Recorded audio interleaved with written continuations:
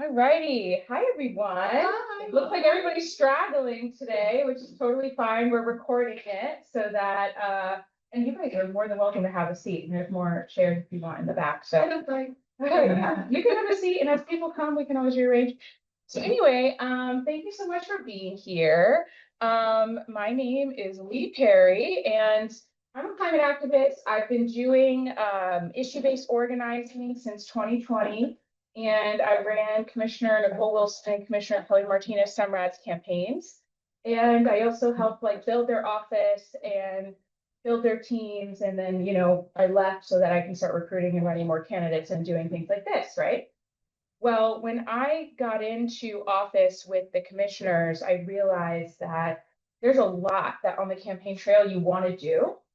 And then once you get in there, you realize, oh, there's a lot we don't know. There's a lot we're preempted from the state from being able to do. And so in an effort to better educate myself for my future endeavors, I reached out to some of the most brilliant people that do this work professionally and asked them if they would put on a training for candidates and for nonprofits that are interested in learning. A lot of nonprofits that do organizing around the unhoused, they typically are looking to champion different types of policies. So we had about 30 people register today. So we're recording this and we're going to disseminate it out to all the candidates and all the nonprofits that have expressed interest in wanting to do this. And hopefully we can be a resource for future questions on housing and transportation, because it's way easier on the campaign trail to kind of develop your platform, so that you actually know realistically what you can do, right? So with that being said, before I introduce our incredible speakers, we're going to go ahead and just watch a video about why we're here. New tonight, Central Florida is now being ranked the worst rental market in the nation for low-income families. A new report shows there are only 82 affordable homes and apartments for every 100 families from Kissimmee to Sanford. KLI's Nick Pampantonis breaking down the new data tonight to show why the middle class is being priced out of the region. It's crazy, especially in downtown Orlando. Adam Mastrobono says high housing costs eat up too much of his teacher's salary to allow him to move out on his own. His ideal price, a number downtown Orlando hasn't seen in years. How much is an apartment worth to you? I think here in Central Florida, I'd say $1,250, $1,300. 6-7 years ago, we couldn't say what we're saying right now. For $1,200-1,500, you could actually get yourself a 3-bedroom house. National Low-Income Housing Coalition's annual report was almost all bad news for Central Floridians. There are now just 13 affordable housing units for every 100 low-income families, tied with Las Vegas for worst in the nation. There are 82 units for every 100 families, making up to an average income. The 4th year in a row that number has fallen. The developer told us Central Floridians will start feeling the effects of that and another round of rising prices, because it will take years for projects stuck behind high interest rates to get greenlit and built. We're in this gulf that nobody sees yet of lack of housing supply. It's still okay for now because you're sort of living off that really big amount of supply that came on a few years ago. But that's largely been absorbed. Sure. Do you feel confident in your own game plan and your own chances of finding that place where you feel good about it? I'm going to have to be honest and say no. In Orlando, Nick Pampantonis, Channel 9 Eyewitness News. And as families look for places to live, some say a huge financial lifeline is being pulled out from under them. We spoke to a woman today who was getting assistance for her family to live at an extended stay while waiting for a new apartment to accept them. It's known as bridge housing, but nonprofit groups told us the state's bridge housing funds ended last month. A woman who works full-time said she was given a week's notice that the help she was promised would not be available. She spoke to us just 1 hour before her rent was due. I don't know how one person is supposed to make it without going out doing something wrong. The stories I've been hearing these women say, and I've been watching these women do, I don't want to be pushed to that. I don't want to be pushed to that life. A few minutes after we spoke with her, a housing group told her they would pay her rent for the week and help her family get a ride to the apartment they're trying to move into, which is on the other side of town. It's really heartbreaking to hear stories like the ones that were highlighted in that news article. So, that's the reason why we're here, is because people are really struggling right now.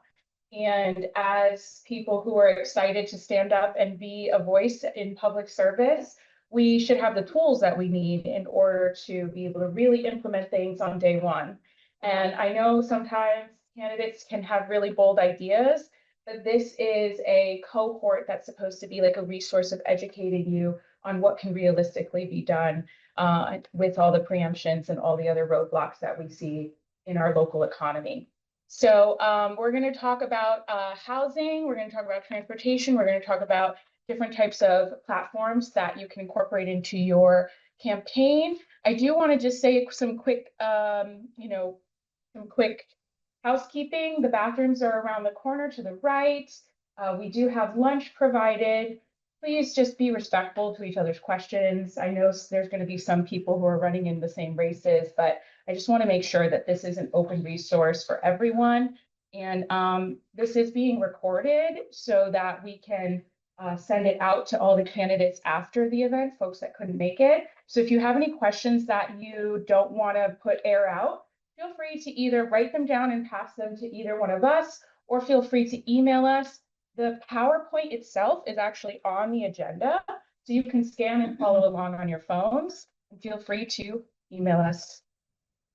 Organizing to Victory, just so you know, it's just a passion project. I don't get paid to do this. It's all out of my pocket. I just want to see people like those voices that we heard on the news just be able to have a voice. And I just hope this is my little piece of being able to give back. So awesome. Let's go ahead and we got a pretty fat agenda today. So there are breaks for questions in after each section. So, please hold your questions for that break so that we can get through the presentation. And, it's a pretty decent agenda. And like I said, don't feel like you need to rigorously take notes because we're recording this and we're going to disseminate it out. And with that, I'd like to invite our team to come up and introduce themselves, starting with our friend Eliza. Hi, my name is Eliza Giuliano. I work as an urban planner here in Orlando. I've been doing that since about 2007. That's my day job. And my day job is also my hobby. So I've been volunteering with organizations like Bike Walk Central Florida, the Congress for the New Urbanism, both locally and beyond during that time as well. Awesome. Hi, good morning, everyone. My name is Jacob Ballard. Just like Eliza, I'm also a urban planner. Currently work for Orange County government with the Affordable Housing Trust Fund. So that's been a recent move. Before that, I was with the city of Orlando working in the urban design studio. So getting to help with the architecture review, site design, and landscaping over there. So very excited to be here. Happy to provide all this information, be a resource. I'm really excited that y'all are stepping up to be out there. We have some really challenging times in our region, and it's just really nice to see such great people out there, fighting the good fight. So looking forward to discussing more with y'all. Jacob. Hi, folks. Unlike these two, I am not an urban planner. My name is Ethan Temple, but I am a research specialist for Commissioner Kelly Martinez Semrad, and I have been voluntold to do this by Elise. So part joke there, but this is something of a passion of mine as well, because I do want to get more into the city planning and urban planning field, but also because I'm only 22 years old and I'm seeing the city of Orlando and Orange County like sprawl out into such an unsustainable future that we need to start acting now. That's why I've been working with Commissioner Martinez Semrad, as well as with groups like Sunrise Orlando, if you'll see here in a minute. And try to get our future into high gear. So that way, like myself, my colleagues, and children of the next generation will be able to live a very affordable, sustainable life. So I hope you guys enjoy and learn a lot today. Thank you. Hey everyone, my name is Pedro Rodriguez Diaz. I'm a member of Sunrise Orlando. I've lived here in Orange County for 20 years of my life, and it is been traveling around the world. I'm a transit advocate, pushing for better public transit, for more density, and overall just making our neighborhoods be better for everybody, not just for those that own a car, but for anyone that's biking, or even just walking. So, and that's what I'm here today. Hey, thank you. Hello, everyone. My name is Asia Diaz. I am a member of Sunrise Orlando. I do a lot of membership initiatives with them, and obviously we're working on our STAR plan. I'm super excited to talk to you guys about that today, but this is also like my baby, like my side thing.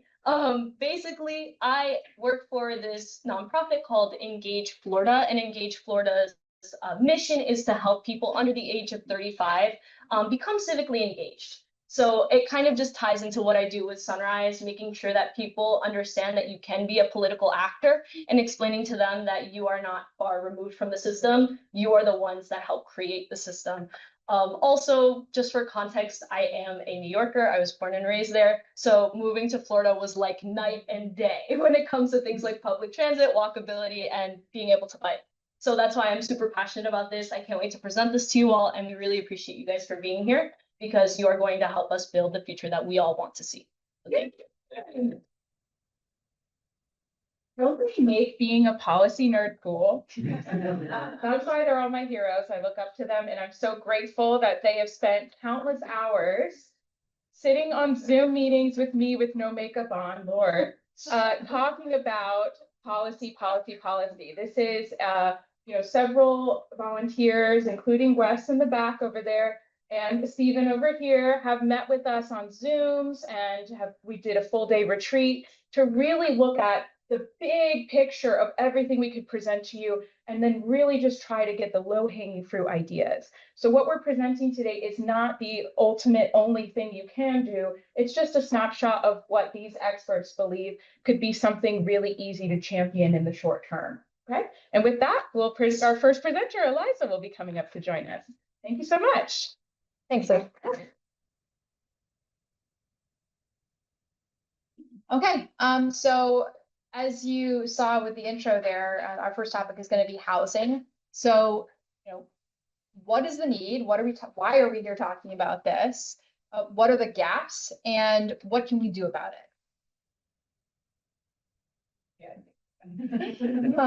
So we wanted to go through some kind of terms you may hear bandied about, right? As you're working with the public, or you're talking with experts during your candidacy. And I want to preface this by saying people use these terms differently all the time. So this is what we would recommend in terms of how you might use them. So affordable housing, typically the way in the professional context, we use that to mean housing that is subsidized, either by a nonprofit or by a government, or is somehow limited as to income limited as to who can partake in it, as well as limited in terms of rent or mortgage. Workforce housing typically refers to housing that is targeted towards people between 80 and 120% of the area median income. We use AMI a lot, if you haven't heard that. So those AMI brackets, and 100%, that's average, 100% in the middle. So when we're talking about the fact that even people who are have above the median income need help with housing, that starts to indicate to me that we've got a problem. And then workforce will typically talk about things like firefighters, teachers. Those are the kind of people that tend to be associated with that workforce housing. Luxury apartments. This gets used in advertising, it gets used in the media. Luxury housing, when we're talking about multifamily apartments, typically just means market rate. Obviously, it's in the interest of the people marketing that housing for you to think it's luxury, right? Because they're trying to charge you money for it, right? But typically it doesn't actually mean luxury in the sense of, we think of like a mansion, right? It just means that, maybe if you're lucky, you get granite countertops, but mostly it means it's new. Naturally affordable housing. Now, this is something you don't hear quite as much, but this is what we use to describe housing that maybe hits those affordability targets, but not because anybody the government is paying to subsidize it, or that it's specifically income limited. It's just housing that people can afford in those lower income brackets. Now, attainable housing, that's kind of a newer term. We're usually using that to describe housing that's attainable to everybody. So everybody needs housing. Pretty much everybody has certain limits on how much they can pay for housing. So at whatever income level you're at, hopefully you are able to access housing that is attainable to you. Obviously, certain groups struggle with that more than others, and we'll talk a little bit more about that. Public housing, I think this is pretty clear to everybody, but that is housing that is owned and operated by the public. Now, a lot of affordable housing, even subsidized housing, isn't actually public housing. There's lots of programs through which the public has subsidized housing, and publicly owned and operated housing is pretty rare today. Most housing that you'll see that's subsidized is more like low-income tax credits or other programs where it's kind of a public-private partnership. Cost burdened, you'll see us using that throughout the presentation as well.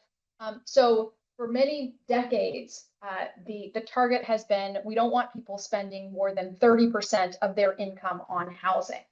And if they're spending more than that, reports and analysis will consider them, and we generally agree with this, as cost burdened. And you'll see later we'll talk about severely cost burdened. That's over 50%.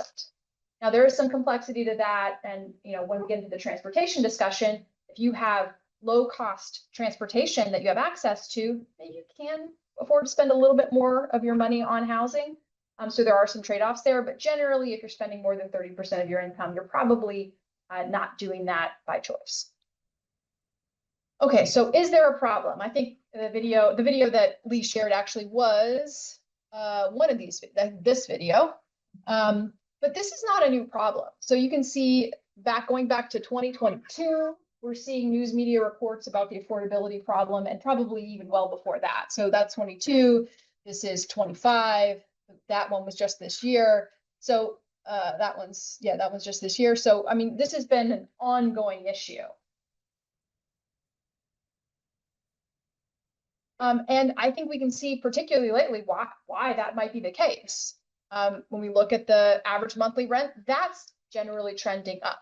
When we look at mortgage interest rates, that's trending up. When we're looking at the cost of home insurance, that's going to affect both renters through the fact that the owners of those buildings are paying property insurance, and then more directly, obviously, homeowners who are paying for their own property insurance, which isn't optional if you have a mortgage, in addition to probably being a good idea. Okay, so when we look at the statistics, 37% of Orange County families are considered cost burdened. And we've broken that out by income level. So as you might expect, more people at that lower income strata, so 30% of AMI or less, are considered cost burdened, over 90%. But even as you're getting up to 80 to 100%, so 100%, that's average, even a substantial percentage of those folks are considered cost burden, 35%. And then, as you go up, obviously it's lower, but still substantial numbers of people. And if we break that out by owners versus renters, so this is renters, this is owners. Renters are far more cost burdened, more likely to be cost burdened than owners. Although, again, even a substantial number of owners are cost burdened at 25%. So all in all, we're talking about 200,000 residents within the county that are considered cost burdened. And all right. So that then begs the question, what have we been doing exactly in the face of all of these people being cost burdened? Now, we all know why it's such a bad thing to have a cost burdened population. Not enough money goes into the economy because people want to save their money. And that makes sense. So what have we been doing? Well, if you look here at the screen, we have been building. So what we've done is that we've broken out in 2024 alone, just how many units have been developed in Florida, in this left-hand column here, and then how much we built in Orange County. According to the study we pulled this from, which is the 2025 rental market study, Orange County has actually been the 10th highest deliverer of single-family housing in particular. But that doesn't necessarily mean that that is all going to the people that need it the most, those who are in the workforce category, that 30 to 120% of AMI. And we'll see this. This is pretty much a very good indicator of where that housing is going. So you're seeing a lot of negative numbers here. And you're looking at this affordable and available and term, and it's like, what does that mean? So according to the Schimberg Center, when a unit is affordable, it is of course meaning that a household has to spend less than 30% of their income on that unit. But when it's available, that means it's either vacant or it's occupied by a household at that income. So for example, if a unit is available to somebody at say 50% AMI and somebody who makes about 50% AMI, I know that's a very vague term, forgive me on that. That means it's both affordable and available. And all of this here is inclusive. So that means we are at a net deficit for every single AMI up until we get to 140 AMI. So the big takeaway I want you all to take from this is that our market is actually flipped to where the people who need the most amount of housing are not getting that housing. And that the people who can afford it still are struggling to find housing in the county. And that's a really big problem, not just for like people trying to survive in this economy, but also for the economy in the county as a whole. Because again, ties back to the whole point of why does this matter? And it matters because if we don't have people living in safe, stable housing, quality housing, the entire economy will ultimately deteriorate because people will not engage with the economy. They will not buy things. They will have a less likelihood of getting a job. They will be less likely to be productive. And that is unsustainable for Orange County as a whole. With that, and back to our regularly scheduled numbers. Okay, so this is a lot of data, but it starts to answer some of the questions that you may have had up to this point. So we went through so many charts and decided which one to actually show you. So we don't have the AMIs on here, but when we're talking about, but these generally align to those AMIs. So this extremely low, I from memory is something like that 30% of AMI. And low to very low, moving up to, I think somewhere between low to moderate and moderate is where you get around 100% of AMI. So this shows you a lot of different information. It shows you how many people are in each category. So there's about 75,000 residents who fit that extremely low income category, or households rather. There's looking up 95,000 that are in this very low to low category and on from there. So the next thing you'll see in this is the white numbers here. That's the rent that those folks can afford. So people in this income range can generally afford, and we're looking at really no numbers here, right? If you're making less than $25,000, you're looking at being able to afford a rent somewhere between $300 and $600. Not a lot of options out there if you're trying to find rent for $300 to $600.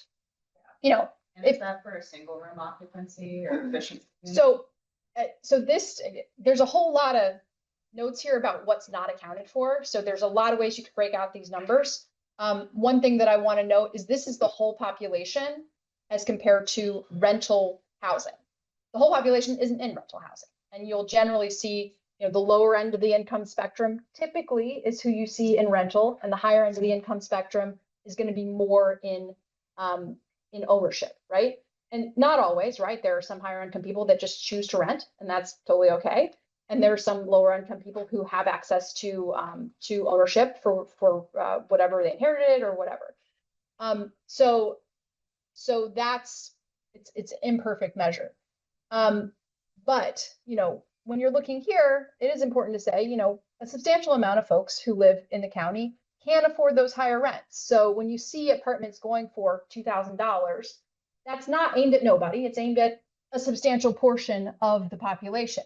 But there's also a substantial portion of the population that really needs rents that are below that median rent that we see. And that median rent up there at the top, that's $1,100. That is what the statistics are showing is the median rent. Doesn't mean that everybody's going to be able to find those units may be occupied. So you may not be able to get into that unit. That's some of what Ethan was showing with the affordable and available. That $1,100 rent place may be occupied by somebody who makes more and doesn't really need to pay that much, and they just got lucky. And as we move forward, what Craig also was talking about in the video, just because that rent is available today doesn't mean it will be available tomorrow. So a lot of information here. This is definitely one of the ones you want to look at home and dig into for reference.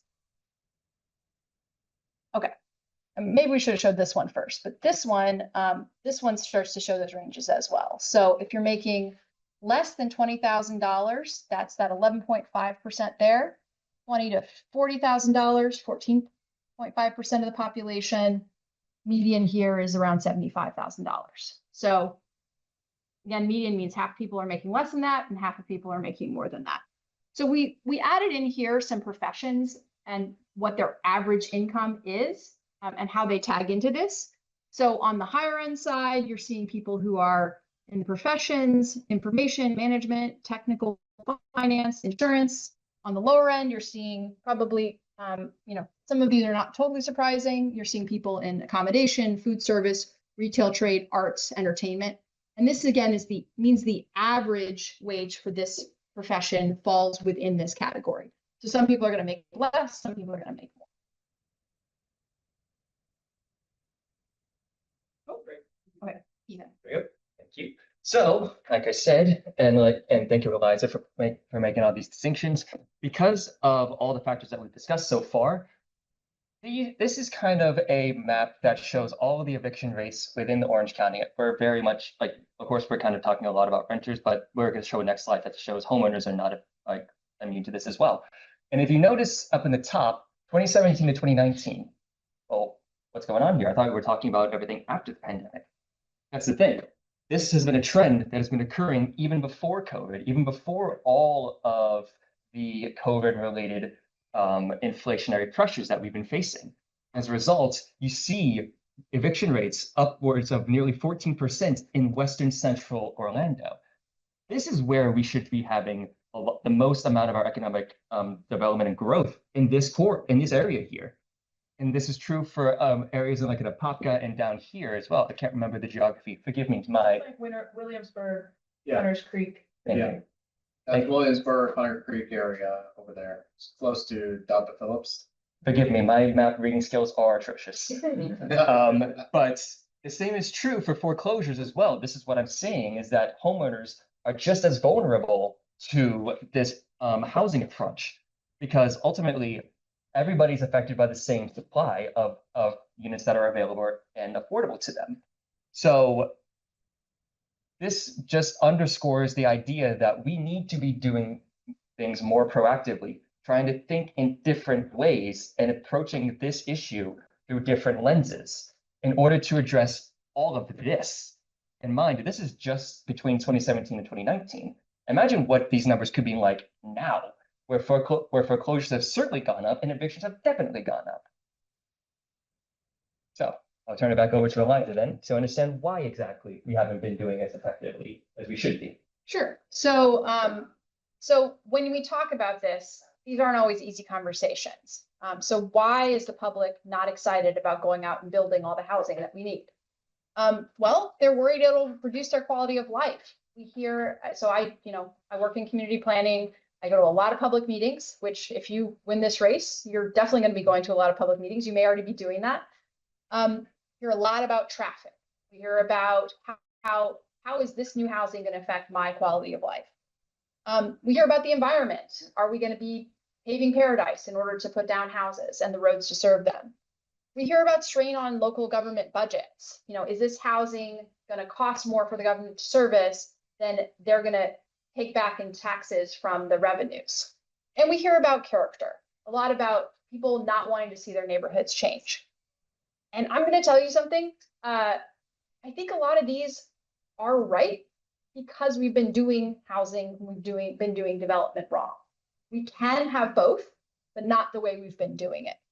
So our current growth patterns, I think our team would agree, both we need housing and the way we've been building it is to a large extent pretty unsustainable.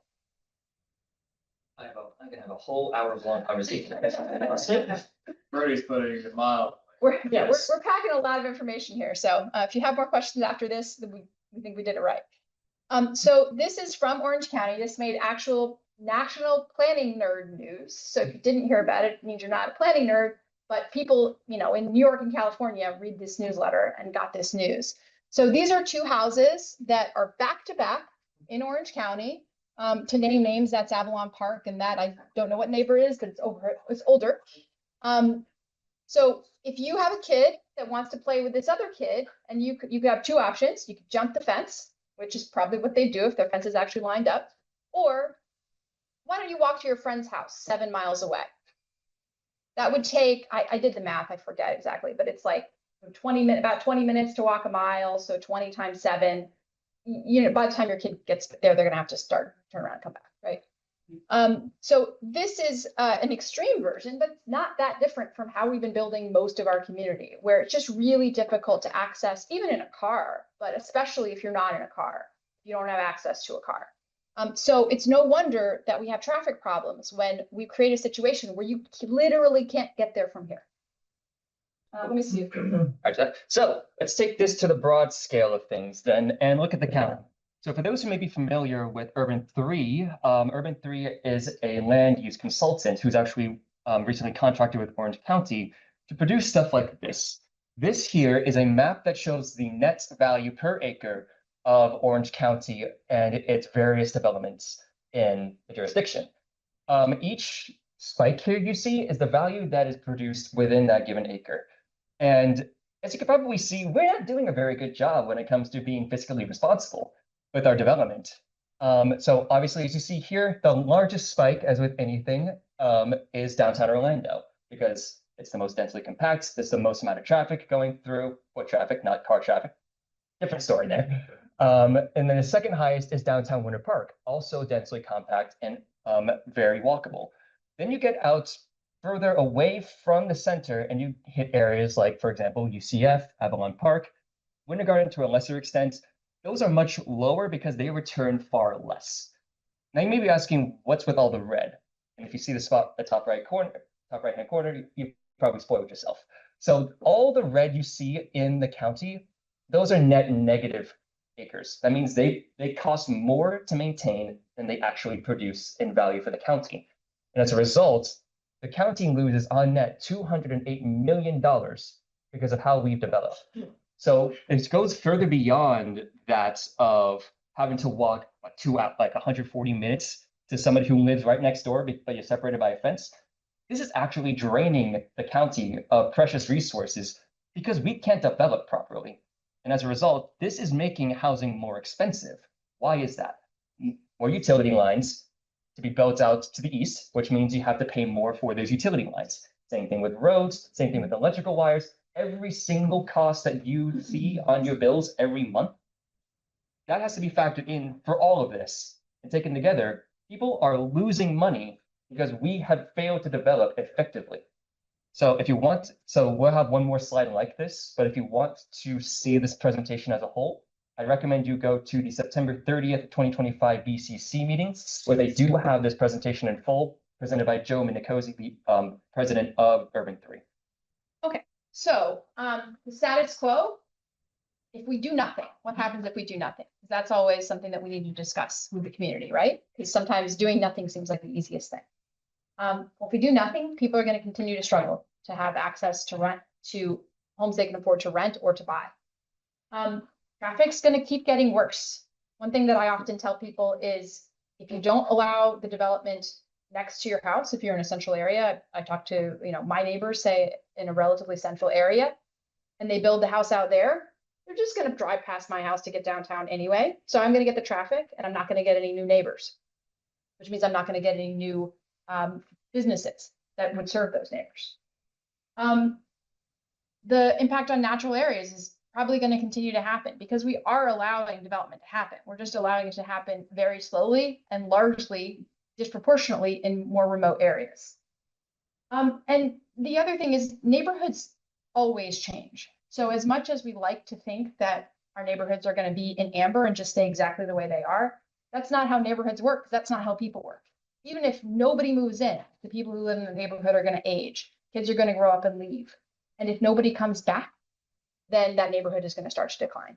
So staying the same is not an option. We can't choose to stay the same, but we can choose to control how we change. So how do we balance these demands of housing with protecting green spaces? And what we would propose, the answer to that is smart growth. We would say we can build housing and we can build it better using these smart growth principles. We can actually make sure that every new development improves our transportation position rather than deteriorating it. We can choose where we develop in order to conserve environmentally sensitive places. And we can require that new development includes green spaces, or that the revenue from that development is used to create green spaces. We need to think about building development at high enough density that it can pay for itself going forward. And that where people want to live in higher density, that can even actually help balance out some of this deficit that we have throughout other areas of the county. And we can create places that have a nice inviting character while we do that. Places that are both comfortable and attractive to be in, as well as places, those tend to also be the places where you can comfortably walk to a destination or take public transit. Are you taking questions? So we're gonna hit a question section real soon. It's very close. Look there. We have no doubt you all have plenty of questions. And that's good. And that's good.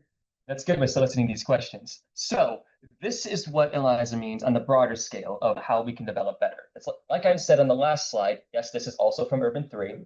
If you can tell, I love these guys. Urban 3 noted that downtown Winter Park and Orlando both have the highest value per acre, roughly exceeding 20 million per acre. So that effectively means they produce a lot of revenue for how much they actually have to spend on their services. And that's because these areas were built not for cars, but for people. Walkable areas where people can use bikes, e-scooters, God forbid those, and just be able to get around without using cars. Everywhere else in Orange County has been built using cars. That right out there, was meant for cars. And that I-4 has actually defined how we've developed ever since that thing got built. When, the 1940s? I'm too young for this, okay? 60s, thank you. Like I said, I'm way too young for this. Need you to do some research. That isn't. Busy with a warrant. Yeah, fair enough that. But yes, the whole point I'm trying to get at is after that highway's gone up, that's pretty much defined how we've developed. Also, a little known corporation called Walt Disney kind of sprung up in the 60s, and that kind of led us from there. But the point is this: the more we try to densify our areas, the more revenue they will generate, not only for the government, but for communities, because they don't have to spend nearly as much on the things I've said before. Utility lines, electrical lines, roads, sewer, and septic. People still use septic. Instead, though, you have all of that out here, and it's a net drain on the economy as a whole. That means it's not being put into more productive things, like, for example, a bus rapid transit system that could take people from the airport to Walt Disney. I'm surprised we don't have that as the best tourism spot in the country. So just to add a little bit onto that, I mean, I want to reiterate, I know we can said this, but just to be clear, we are talking about revenue to Orange County government.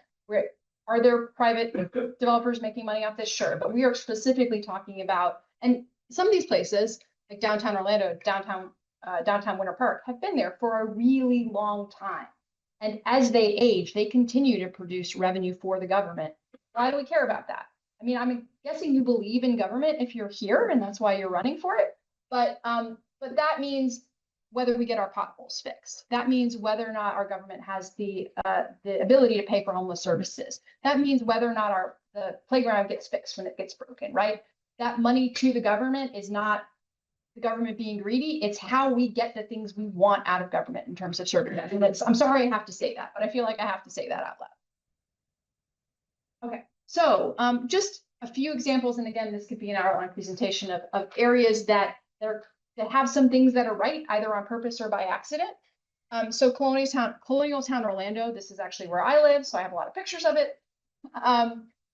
This is an area that you could say by historical accident has a high level of connectivity, which means that you can walk places, you can bike places. And what is more purposeful is that the city has been purposefully allowing new housing that's not high rises, but it's a little bit denser than what was there before for a long time. These are townhouses. They're designed to look kind of like they blend in with the single family houses around them, but they do allow more families to live in that neighborhood. And that has continue to keep that a vibrant neighborhood, this neighborhood is full of kids, right?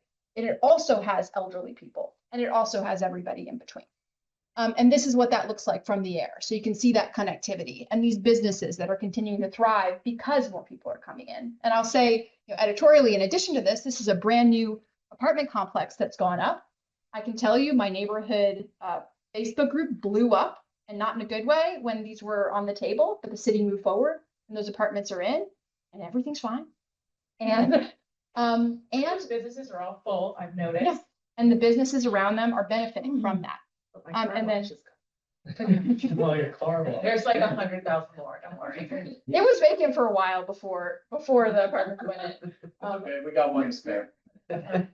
Yeah, Pedro's got all the car washes in the county, right? And a much newer development downtown Maitland. Maitland has been really intentional about bringing in a large number of apartments, but also including mixed-use development on the ground floor where there's businesses that people can walk to. And they've also, this is not quite next to the train station. It should be, but that's another conversation for another day. They've also put apartments next to the train station, but the train station ended up getting located where there was parking instead of where the communities downtown wanted to be. So, Cars, not people. Also, sorry. but we're happy we have a train. So. Sorry to interrupt, Eliza, but that is literally 2 minutes, like 2 miles away from where we're at right now. So you can literally drive by there and just see how good that development is. Yeah. Yes. Yep. Okay, and what you all been waiting for? So I want to speak to his point, and I want to comment on what you said about if we're here, so we believe in government. I'm here because I don't. Okay. And it's not working. And I'm a native Floridian. I was here working for the state of Florida under Jeb Bush for the Department of Children and Families as a social worker. So I'm not going to make it political, but I'm going to make it political. That's why So we're here. when the minute it turned red, money for family, I don't know if you're familiar with the Family Unification Project.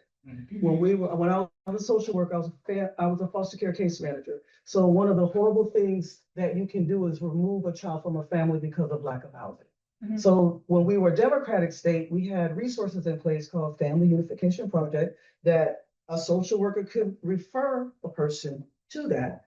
And then instead of them waiting 8 years for Section 8, 6 weeks. The minute we became red, the money went from here to no more money.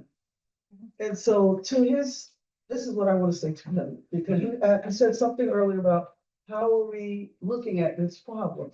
And I feel like right now we're in combat conditions.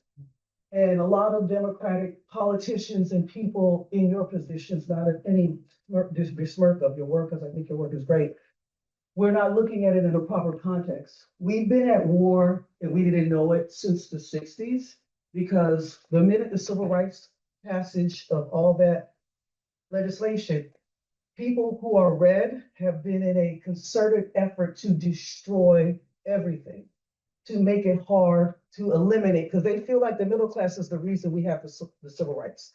So they've been on a concerted effort to dismantle middle class, period. And I feel like the way we're approaching it is in a nice, friendly, fluffy way. But I'm here personally because I've been fighting a hedge fund who's been illegally trying to foreclose on me for 7 years. They are driving this house on affordability. I know you guys aren't dealing with that. I worked at Merrill Lynch. I worked at Sotheby's. I know finance and real estate. They are manipulating the real estate market. They have about 30% of the market share of family homes, single family homes. So they're driving everything that's happening here, not in Boise, Idaho, but here. And so that has to stop. And we're trying to work within a system of, oh, we can't do this, we can't do that. I'm telling you, if we don't restrict hedge funds from buying single family homes and making any type of real estate investments that are not commercial, this is what's going to continue to happen in metropolitan areas like this. Because I'm a member of Aura, which is right down the street. And when you're a realtor, you're a member of Aura. And we had a meeting, and the average house in Central Florida is $535,000. That is atrocious. And so we have to stop playing fluffy, friendly games with these guys, because you see what they do when they get in power. They make sure they push their agenda. We have to have people who are passionate and rabid about affordable housing, who are just like they're rabid about taking away our rights, we need to be rabidly hitting them. So what can you and I do together to get outside of the box of the little fluffy, friendly ways of how we do things, but rapidly like mold these guys down? Because I'm telling you, they're not gonna stop until we go into like a chattel slavery situation where we're all not able to own property. So how can we partner to stop coloring within the lines and make them stop this, all of it? They have to stop. I just want to add one little thing, because these are like people who know how to work within the lines of government. I also feel that frustration with government, but the frustration that I want to underline is corporate greed that knows how to manipulate government is what we're really mad at. That's what I'm Right? That's not what this presentation is, though. This presentation is how do we use the governmental tools that we have, local governmental tools that we have to do the right thing, because it sounds like you're not going to be a sellout to those corporations, right? Which means that. Absolutely not. Right. I'm gonna be their number one enemy. So that's exactly. We'll make sure we have that signed, sealed, and delivered. I feel the same exact way. That's exactly why I do this, because grassroots people who are trying not to play into the corporate greed and take those corporate contributions, they are already behind financially in the race. And then they don't even have sometimes a lot of the background history and tools of how to even work within the lines. Corporate greed knows how to color outside the lines and inside the lines to get what they want. We gotta get outside the lines. But that'll be another presentation. I Go ahead. I do want to say though as well, I completely get your frustration as well. I work in county government and I'm also exceptionally frustrated at how we feel as though we are incredibly bound to antiquated rules and antiquated procedures in order to address a crisis that is very much modern. So we'll get into some solutions that may sound very within those lines, but ultimately our goal for today is to make government work, which in the United States, and I've been doing this research as a master's pursuing student, our government, local, state, federal, has never been structured to necessarily govern. It goes all the way back to when the Constitution was first established. You're correct. And it's only been meant to defer tyranny, to prevent tyranny, rather than to actually govern for the people. People are now starting to wake up to that. And I see that plenty of people in this room very much agree that government actually has to work. And that's why we now have these hedge funds pretty much dominating local government, state government, and the federal government, because they are the ones that have the power. They are the ones that recognize that government can work. We have the power, they have the money. Exactly. We just don't know our power. Exactly. I'm sorry. No, you're absolutely right. I should have phrased that a little better in my head, but they have the power now because they have the money. But we, the people, have the ultimate authority because we are the people that actually determine how government should work. We're the voters. We are the organizers. We are the nerds that try to put this stuff together. So I hear the frustration. I completely agree with it. I do hope that today that you that some ideas you can come away with and hopefully aggressively pursue them, because believe you me, those hedge funds need to go. We only have like 2 more minutes for questions. I saw Vic Torres had his question here up first. All I wanted to ask you was, and being a former senator, I see that, how do we use Sadowski funds to really implement affordable housing, renters, to stabilize the rents, smart growth? Does Sadowski funds, is everybody aware of what Sadowski funds that we can use? I just find that they pick and choose because of the administration in Tallahassee, how much money is spent on Sadowski and what areas. And being that we're a large, a blue county, we're limited to how much money we can get. Honestly, that's the problem that I have, because if we want to do this and we want to make sure as county commissioners or whatever position you're running for, is how can we obtain more money to build? And also, how do you mix the neighborhoods?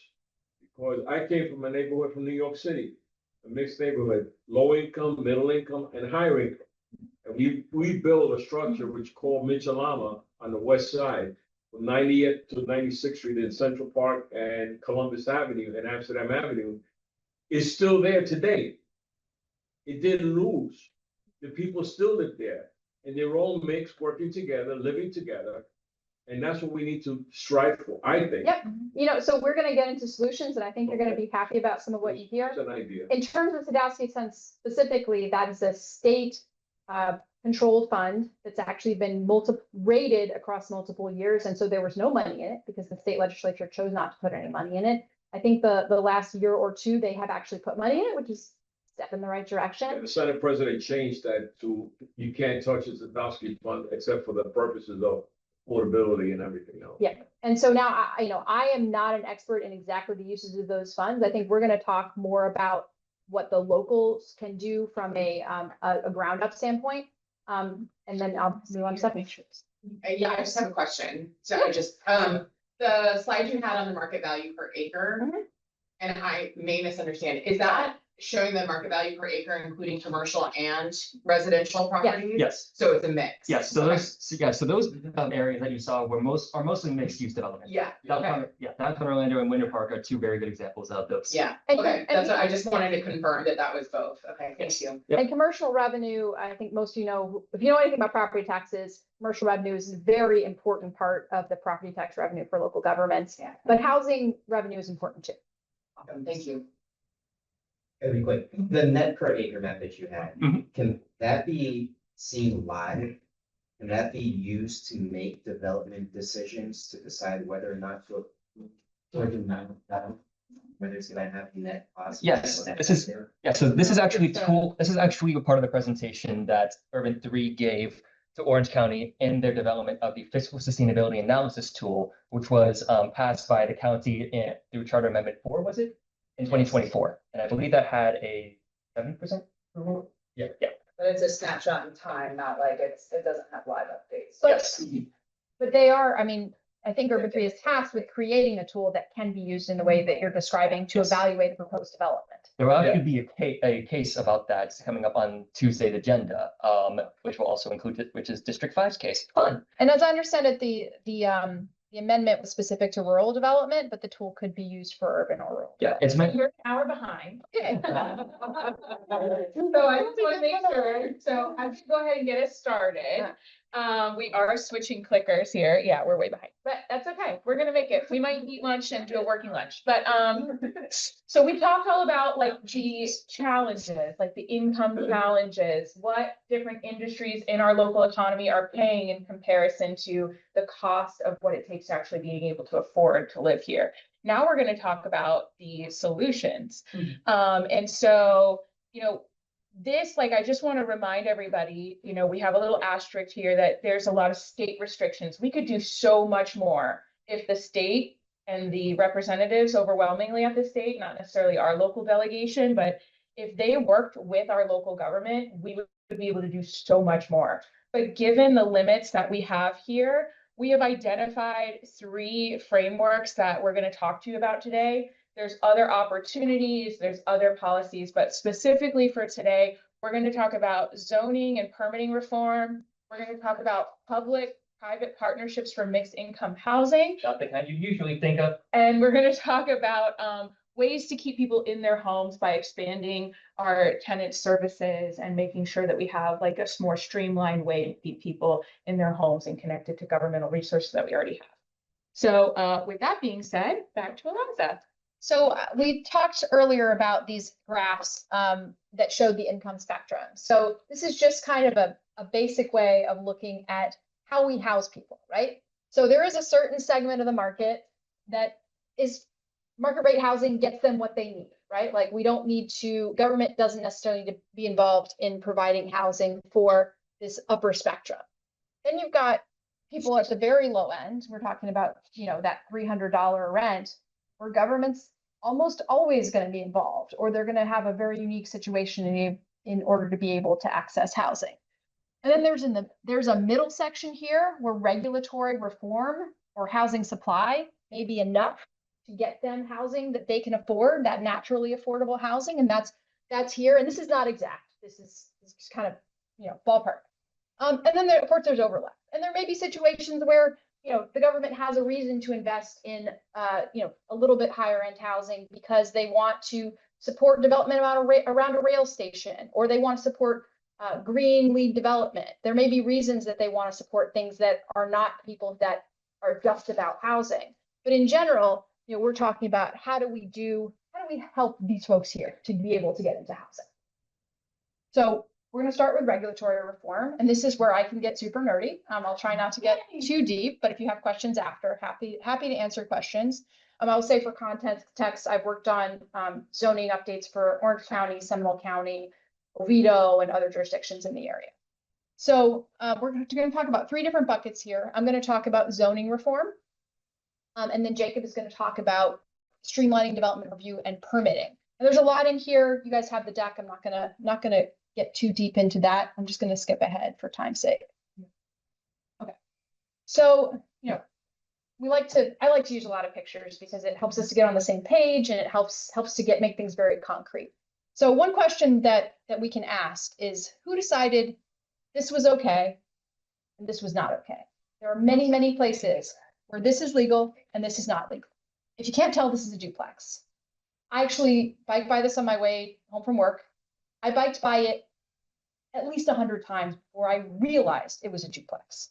And I get it. If you live next door, you probably realize it was a duplex. And hopefully it's not because you have bad neighbors. But we have made a policy decision by the government that that's okay and that's not. And we need to really seriously think through why that is.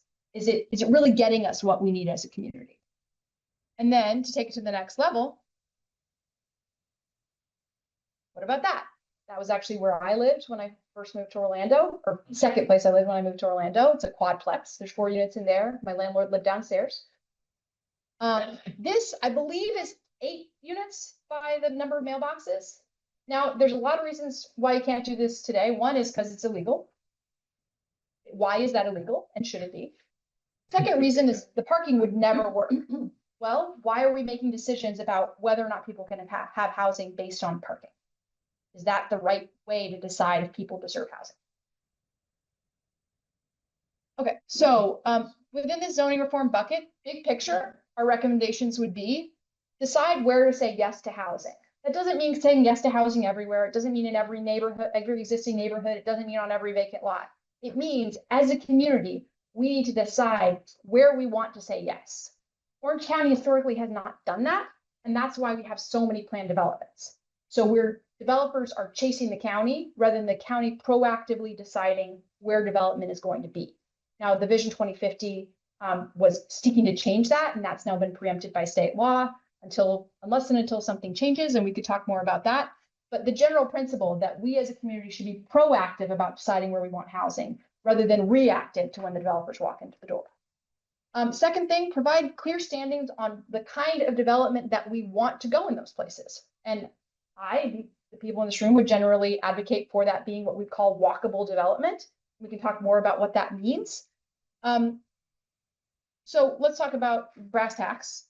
Allowing missing middle housing in many more residential zones, if not most residential zones. Missing middle is what we just saw on the screen, the duplexes, tris, quads, with some design standards so that they can be good neighbors from a visual standpoint, but also good neighbors from a real standpoint. Talking about where that should be allowed. It's called missing because generally there just aren't a lot of zoning categories that allow a range of housing types. We have apartments, big apartment buildings, and we have big single family subdivisions, and the in between tends to get lost. So hence missing.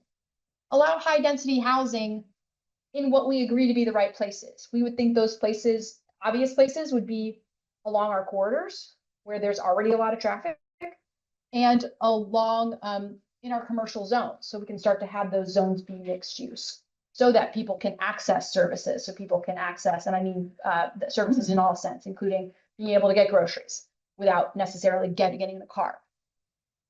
We talk a lot about using form-based codes rather than traditional zoning codes. And again, that could be its own lecture, but I just encourage you to Google Form-Based Code Institute or form-based code in general. Generally, that is the kind of code that's going to get you a community where it feels safe and comfortable, and in fact is safer and more comfortable to walk to the store. Reducing or eliminating parking mandates. So many of these developments just simply cease to be possible if you require the amounts of parking that we require today throughout most of Florida. So again, we should seriously think about what is the public policy purpose of requiring this much parking. allow stacking of density and intensity. So this is a tool within the comprehensive plan. So we said zoning reform, but we're really also talking about comp plans because the comp plan makes possible what you can do in the zoning. Allowing stacking intensity and density basically just means that if you're allowed to do 4 units per acre and you're allowed to do 10 units per acre, you're allowed to do both of those rather than that. Well, you have to pick half your property is 10 units an acre and half your property is the 1 FAR. Sorry, I think I said the wrong thing, but that's a good tool for encouraging mixed use development. You got to make sure everything lines up. So there are stormwater standards that may be in the code, they may be somewhere else. You've got unwritten rules all over the place. So you got to make sure everybody's on the same page within the organization about where you want to go and that the written and unwritten rules allow you to actually produce the kind of development that you want to produce. Be mindful of building code. That is something that is generally managed at the state level. It is possible to reform it at the local level, but it's difficult. So you may be constrained by that as well, or you want to make sure you line up with that. And then be mindful of SB 180. SB 180 is a state legislation that passed in 2025 that made it very, very difficult to change zoning codes and comprehensive plans unless you do it on a purely optional incentive-based method. So that's where Orange Code got caught up in that legislation. It was, I think the governor signed it a week or two after the county adopted Orange Code 2050, Orange Code Vision 2050. Needless to say, it is the bane of our existence. So yeah, talk to me afterwards about SB 180. And with that, thank you. Thank you. All right. So like I said at the beginning of our presentation here, I've worked in planning and community development with the city of Orlando. Now I'm here at Orange County government. So in my experience at the city of Orlando, one of my responsibilities was to handle permitting review. And the permitting review was for single family home construction, as well as our small businesses. And so at the city of Orlando, we actually have a dedicated group of people in our permitting services division called Permitting Express. And it's for small businesses that are less than 5,000 square feet. And they basically serve as a liaison to those businesses to help them navigate the permitting process, because the permitting process is a complicated, complex process that a lot of small business owners as well as homeowners have issues with. So we're going to be talking about that, but we also are going to be talking about the development review process. So another responsibility of mine was to actually be a part of the review of proposed projects in the city of Orlando. So when they were coming to the planning board and to city council for approval, I was part of that initial review of their development before they got to permitting after they got approval from planning board and city council. In the city of Orlando, as well as Orange County, we have what's known, and in other municipalities have what's known as planned developments. So these are essentially special development approvals depending on the use and the actual contents of the development. So basically how that comes about is that a developer says, hey, look, because of your code and the use that I want and the vision that I want, I can't do that with your current code. So staff is like, okay, I'm going to give you the flexibility by doing a planned development. That is an issue. Think about that. If our current code does not allow the development in the first place, they have to go through a separate special process to get approval. That doesn't make sense. Why are we still allowing this current code to be so restrictive and being so limited that we have to go through a special approval process? It makes zero sense. Most of the time. Most of the time. Yeah, most of the time. So we want to move away from that because the goal is we don't want to go through a special approval process to get a good project, hopefully a good project. We want our code, as Eliza was saying, to allow, easier development, to allow different types of developments throughout our different areas of the county. And so that starts with having clear standards, right? So having clear standards within our code to enforce developers to do good projects. So throughout the history of the county, we have seen poor planning decisions and poor planning developments. Just like in the earlier slides where you saw those two neighbors that are back to back and it's 7 miles apart, that is a poor planning approval and decision and a poor planning from a developer's perspective. We just, okay, here you go. We don't care. It's going to work because we want housing. We want to give you the approval. So if we have clear standards and a clear vision that empowers county staff to actually be able to move forward with, these developments and make them better, we will have a better environment. We will have a better community where it is safer to walk, it is more friendly to walkers and cyclists, but it's also a better place to live, grow a family. I'm recently married. I just celebrated. Yeah. I have a very hot wife, so I'm a very lucky man. So I celebrated a 1-year anniversary, and we are wanting to start a family here soon. We are trying to buy a home because we want that American dream, right? It is so hard to do that here in Orlando. And me, I'm born and raised here. I'm very, very passionate about our community. And we've even had conversations about moving away. So take that for a grain of salt. All right. So we also want to save county approval. So the Board of County Commissions approval for these unusual, controversial, larger projects. Think of Sunbridge, think of, other big projects that are coming in that are really going to dramatically change an area of the county. So we also want to provide a clear path for appeals. So if a decision doesn't go the right way because the board is influenced, say Split Oak, is influenced in a certain way and makes a poor decision, we also want to be able to have a streamlined process to have an appeal because we made a path of county staff or the Board of Commissions has made a bad decision. Now that appeal process should not be just for any and everything. We currently do have that. So if a neighborhood or neighbors like, I don't like this, they'll just go and appeal it. And then it goes through a whole nother special process. So we want to streamline that. We also want to put limitations on it as well. All right, so we also want to measure how long it takes for development to go through the process for approval. That really will show how efficient the county review process is, how efficient it is, right? At the end of the day. And so there's within the development community, within the planning community, and maybe you all have heard that from, business owners and so forth, there's a distinction between the county and the city in terms of permitting and review process. It is a known fact that developers prefer to work with the city of Orlando versus Orange County. That is a problem. And that problem has resulted in a really, really bad situation, which is Sunbridge. Sunbridge was a long time project, which is massive. It's 12,000 acres, I think, something to that degree, where county staff worked with the developer of Sunbridge to meet, really good standards and so forth. So they got that approval, which was a controversial approval. And then they came to because of the permitting development review process, when they're actually ready to earn dirt, they were like, you know what, I'm going to go annex into the city of Orlando. Because the city of Orlando is faster, more efficient, and they will actually work with us. That is a huge problem. All right. So, as I was saying, we want to also reform our permitting processes. And the permitting goes from large scale projects all the way down to you as a homeowner that wants to, want to do a screen room, or you want to update your home, and you're going through this really stringent process that turns into a year, and you're just trying to improve your property. All right. So, as I was saying, our small scale projects, it is so hard to work through all the hoops. Permitting is not an easy process. And it may be designed in that way, purposely or accidentally. On purpose.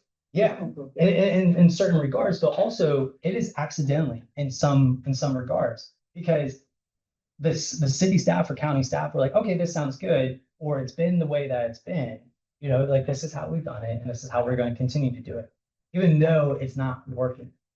I encountered that when I was at the city, and also, in the county in certain regards, and it's incredibly frustrating.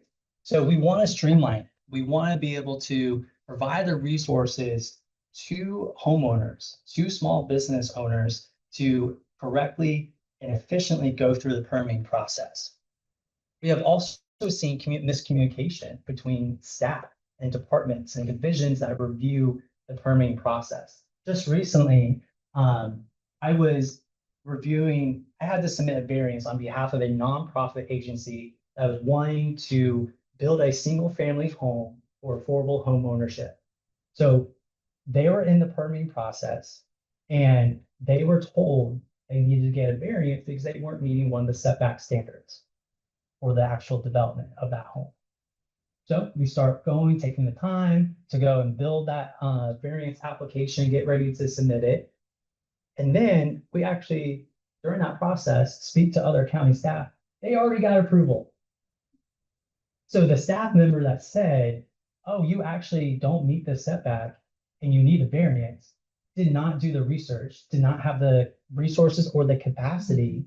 And then that took months to get that variance, or that would have required to get that variance, would have been spent months. And then I spent a couple of weeks on this thing to figure out. So imagine that's frustrating as a small business owner, or as a homeowner, or as a nonprofit agency that's working through the our county affordable housing trust fund to build a single family home. That's not efficient. That's not good. We also need to provide resources to explain the permitting process. When I was in Permitting Express at the city of Orlando, I would have to spend so much time and energy. We would actually have in-person meetings with the business owner so that with all the different division staff within permitting services that handles site development engineering, we have our fire safety, electrical, plumbing, you name it. So they're all in one room because the person does not have the capacity, nor the information, nor the resources to correctly go through that process. Again, that's inefficient. Also, requirements are confusing as heck within the permitting process. Some people are like, okay, you need to do this. No, actually, you need to do that. And so that really creates confusion, which takes time, and it takes time and money. If you're a small business owner and you want to open up in our community, let's say you already got the lease or you're ready to go, you got your loan, that's already gaining interest. That's already, you're making payments on because you executed a lease. You are going through the process with your landlord, et cetera. You're already putting money towards it. So I think a really, really good point for political messaging that wins with people and wins among all types of people, so business owners, residents, is having a liaison. I think that's a really, really good thing. So also in my role at the city, I was the liaison for one of our Main Street districts.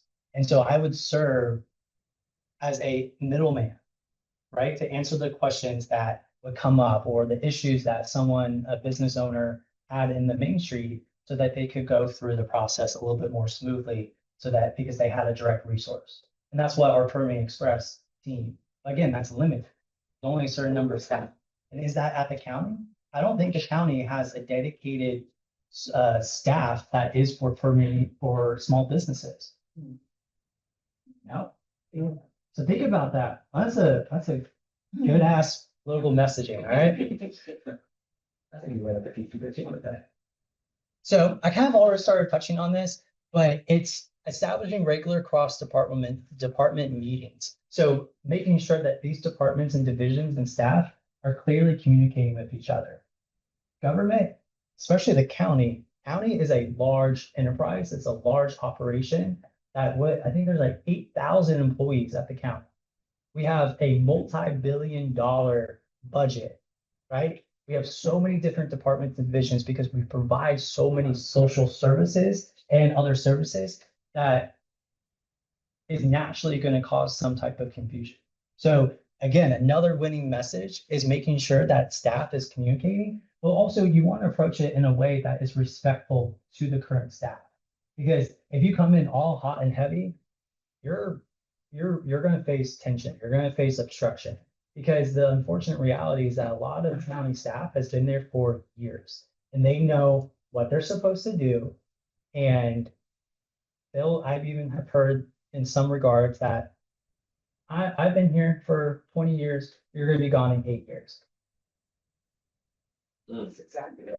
Right? Mm-hmm. So you just got to think about that. I've heard staff say that to mayors. Yeah. That's bold. That is bold. Yep. It's part of the problem. So creating a one-stop shop, or like I was talking about, having express teams, having someone that can walk into the county admin building and we immediately start this. Because that would be another thing. I would get called down to the first floor in permitting services so that a business owner or homeowner that was going through the process and I was involved in it was like, I'm lost. I'm here at City Hall because I have nowhere else to go. I've been trying to get a hold of staff. I've been trying to understand this. You know what? I took time off of my day to come down here. I paid for parking. I dealt with downtown traffic so that I can understand and try and get this resolved. So having a one-stop shop, I think, is another winning message that y'all can hit on. And I think it will resonate with a lot of business owners and a lot of homeowners who have dealt with a lot of frustrating processes. So offer or require pre-application meetings. This is basically a pre-applications meeting before, let's say you need to submit for development approval or a variance or a permit. You have a meeting that can be virtual, it can be in person, and it just has that dedicated staff within that one-stop shop to facilitate those meetings so that, again, you're guiding people through the process. So you're streamlining the process, you're reforming the permit process, and then you're also providing that guide. We will make our community so much better. I think there's a statistic that the Orlando Main Street program has provided over $1 billion over the course of its 16 years to the community. It might be $2 billion, which is nuts. And these are small businesses, right? And also that has gotten us national attention. Mills 50 has gotten into national news because of how unique of an area, how great restaurants are. We got Michelin star restaurants, and these are from just ordinary residents who had a vision that they wanted to open a restaurant.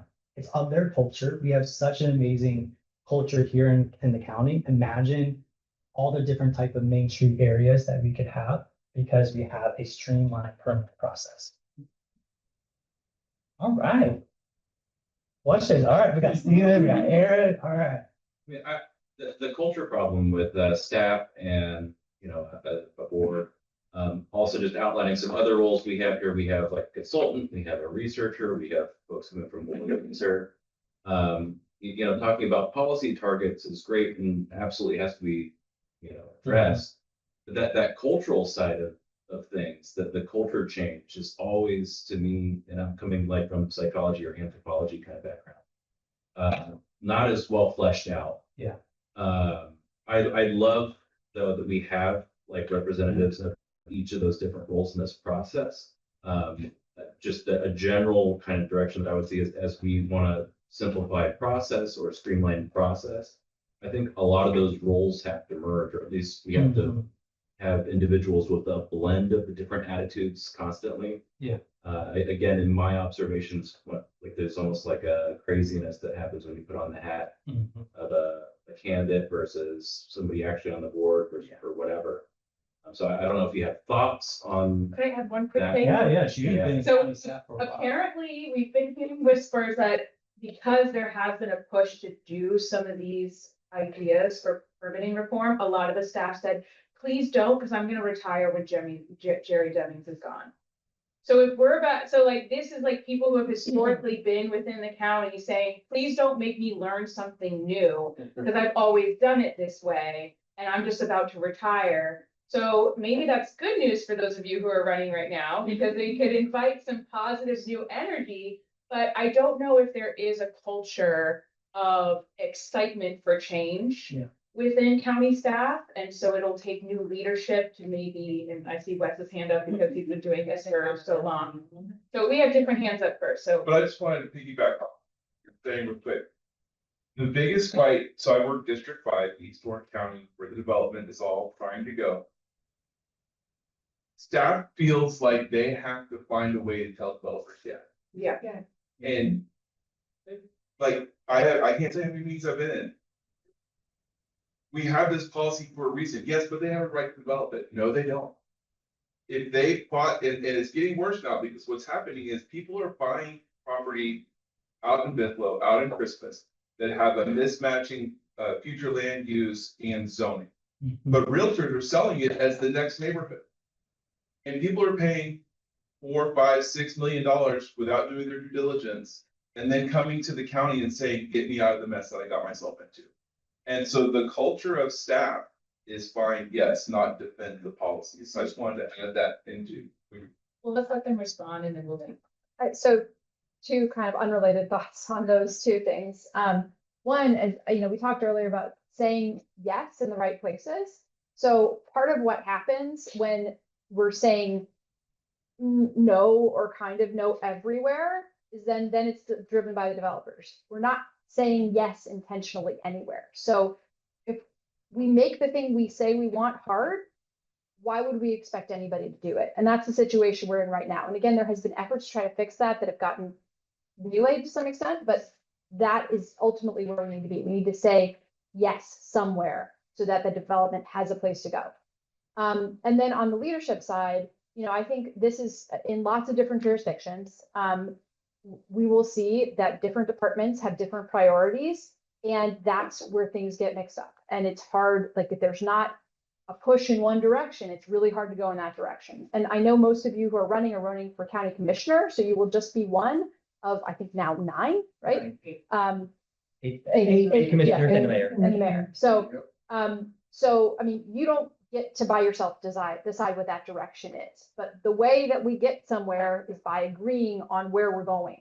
And the public, and sometimes this rolls up into the commissioners, are pretty good at figuring out what they want to say no to. Much harder to figure out what you want to say yes to. But that's how we get somewhere. We have to be pointing in the right direction and then getting staff on board. But we really haven't had that situation where everybody at the leadership level is even pointing in the same direction.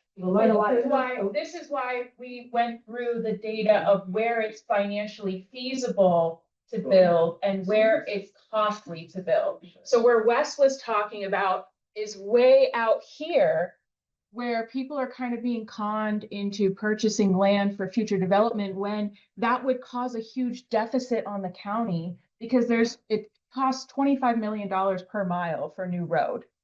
Whereas we have infrastructure that, some commissioners say, hey, there's flooding in my neighborhood where there's density. Well, the best way you can pay for that, denser, upgraded developments so that you can retrofit those areas where there's already infrastructure instead of spending the whopping impact fees that were capped at from the state, by the way, in building new roads and new infrastructure when you already have a lot of that here in the But desert. to his point, I would say before I registered to run my firm as a consulting firm building in these areas, I met with Garen's leadership team. And I offered them one of the solutions to your point, because the issue is, I come from corporate. In corporate, you have KPIs because you have to answer to stakeholders. You are being held to a standard. The county, I offered them as a service to bring that into the county and the city because governmental entities don't have KPIs or we can't meaningfully measure what they're doing. So they're not held accountable to any type of outcome. So when they're doing things, these companies have to come in from the outside and do research to find out where the problems are. And they can't find out what the problems are internally. Because I know when I did this presentation with them, they looked at me like, what? Like, you guys don't have KPIs. You can't meaningfully go to Orange County and say, show me your KPIs for this, show me your KPIs for that. They don't have any meaningful way to measure why things aren't working because they're not measuring anything. You understand what I'm saying? Where you in corporate, you get measured, First. No, so what you said $25 million per new mile of road, new road in the urban areas where there's no infrastructure as opposed to reinvesting those impact fees into the urban core. Okay. And God forbid if you try to build utilities out there, because you see how far Bithlo and Christmas are. There's a reason they're using septic tanks there, because you can't run that utility line all the way. And now we have situations like Westfield who literally cannot drink their water. It's so brackish out there. Aaron. So you had mentioned earlier the one-stop shops with the permitting reform. Does the business resource officer that was set up under PEDS, not officer, office that was set up under PEDS, not the one-stop shop? And I met with the director of PEDS a couple weeks ago, and that's kind of how she explained it, was that was supposed to fill those gaps. Yeah. You have those permitting questions, those zoning questions, before you're getting into the nitty-gritty of it, you're able to go into that business resource office and there's someone there. It doesn't work Is real it time. not It doesn't work. meeting that metric, No. or is it just still being used? It's not working. Yeah, I know that PEDS has an institute, I think it was a 5-year improvement plan to really cross collaborate within the divisions, improve customer service, really. So I'm not too familiar, Wes, Lee or others who are familiar with that particular position and role. But I think you were saying that's relatively new, so I don't know if we have metrics. We just sent to business that direction, and they came right back. That's what I'm saying, it doesn't work. That's why I got hired as a consultant. So I mean, I think that the challenge is that it's new, but I mean, if they can. He's right, the city works a heck of a lot more effective, but Wes said something that stood out to me. He said that they always want to say yes to developers. What I have found though is when it comes to small developers, single use or businesses, it's no. Yeah. So they're needing a variance to have a parking variance so that they can have a different type of restaurant or a small, whatever. It's no, I mean, I have not had a business be able to get a variance from the county because it's just so much resources of their time and money and so much time, but big developers are getting the yeses. And that's a challenge, like we're just, our focus it needs to. Have them go back, they're saying yes to everybody. No, but it is true. Like that is something that I have seen is that we have a really, really hard time of giving that yes to the small scale developers that really can make the impact of the gentle density that we have, that missing middle. Our restrictions on missing middle are so freaking hard to do. And and then we bend backwards for these large scale developers that are coming through the process. One of the things at the city that happened is that with a developer of a large development that we have impact fees or fees for tree mitigation. So there was a extensive amount of trees on the property that they were developing. This was several hundred acres. And they came to the city and said, hey, how about we change the process for mitigation fees so that it's now in 2 phases? Because you had to pay those mitigations up front before you actually started site work. City said, yeah. City said, yeah. They're like, you know what? We'll do half up front. And then if the developer walks away, which is what they asked, if they say, hey, you know what, phase 2, we decide to walk away, we don't have to pay the rest of those fees. So they take out all those trees and they don't have to pay for it. Yes. Heather and then Sonia have a hand up. I had a question for just maybe academia. So when you look at the layperson, right, because all of us here have some form of a level of understanding. So for the layperson that looks around, how has academia changed? Has city planning changed when you talk about how have you taught people to build, right, out of all the mistakes? Because when I'm talking in my community, academia is not trusted, city planners are not trusted because the work has been poor or negatively impacted so many communities. So I'm gonna always look at it from that lens. And I don't want to speak to underserved communities where even Eatonville, right, where you have the homes and you come and you build that, you don't take that. So I want to know, because I'm not sitting in the classrooms in academia. So how do you bring up, or how has academia changed to address the negative impacts of city planning on our community? We have a whole section on that. Okay. Messaging. That's my, you know what I mean? This is the root of why we're here, is that you all are champions and cheerleaders that can go out and learn this stuff in this room and then take it out to your communities. And I hope, win or lose of all your elections, you're gonna stay engaged with your communities and help continue to educate. Because we have done it the wrong way for so long that people, as soon as they hear homeless shelter or even senior housing, they're up in arms because they're so tired of spending time away from their family in traffic. Even if it could, engage the community and bring in more economic resources, they're against it. So with that being said, Sonia, and then we're gonna. I have a quick question. So from my understanding, the city of Orlando, they have like a stockpile of homes, right? And I'm not sure how come they cannot communicate with the county as far as how they can repurpose or sell the properties to people in need of housing to close up that housing disparity.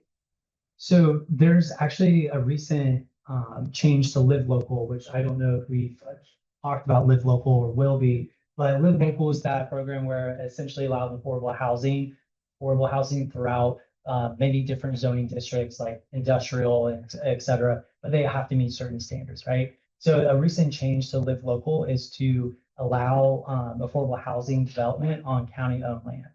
So it increases that, and that even includes public schools. So the public school has surplus land, affordable housing can be developed on that, or the school district decides to redevelop one of the schools into affordable housing or a mixed use, they are able to do that. Now, you probably are referring to our community redevelopment agency. The city of Orlando has the CRA that is primarily downtown, and then Paramore is included in that. The CRA does have has acquired or bought lots that are vacant, and over time they are developing those. So there is active, construction is just obviously somewhat limited. I do believe there's room to expand that. Another program that the city has initiated is the Orlando Unlocked Open Door, which is vacant land in Paramore that is not owned by the city, but it's vacant land.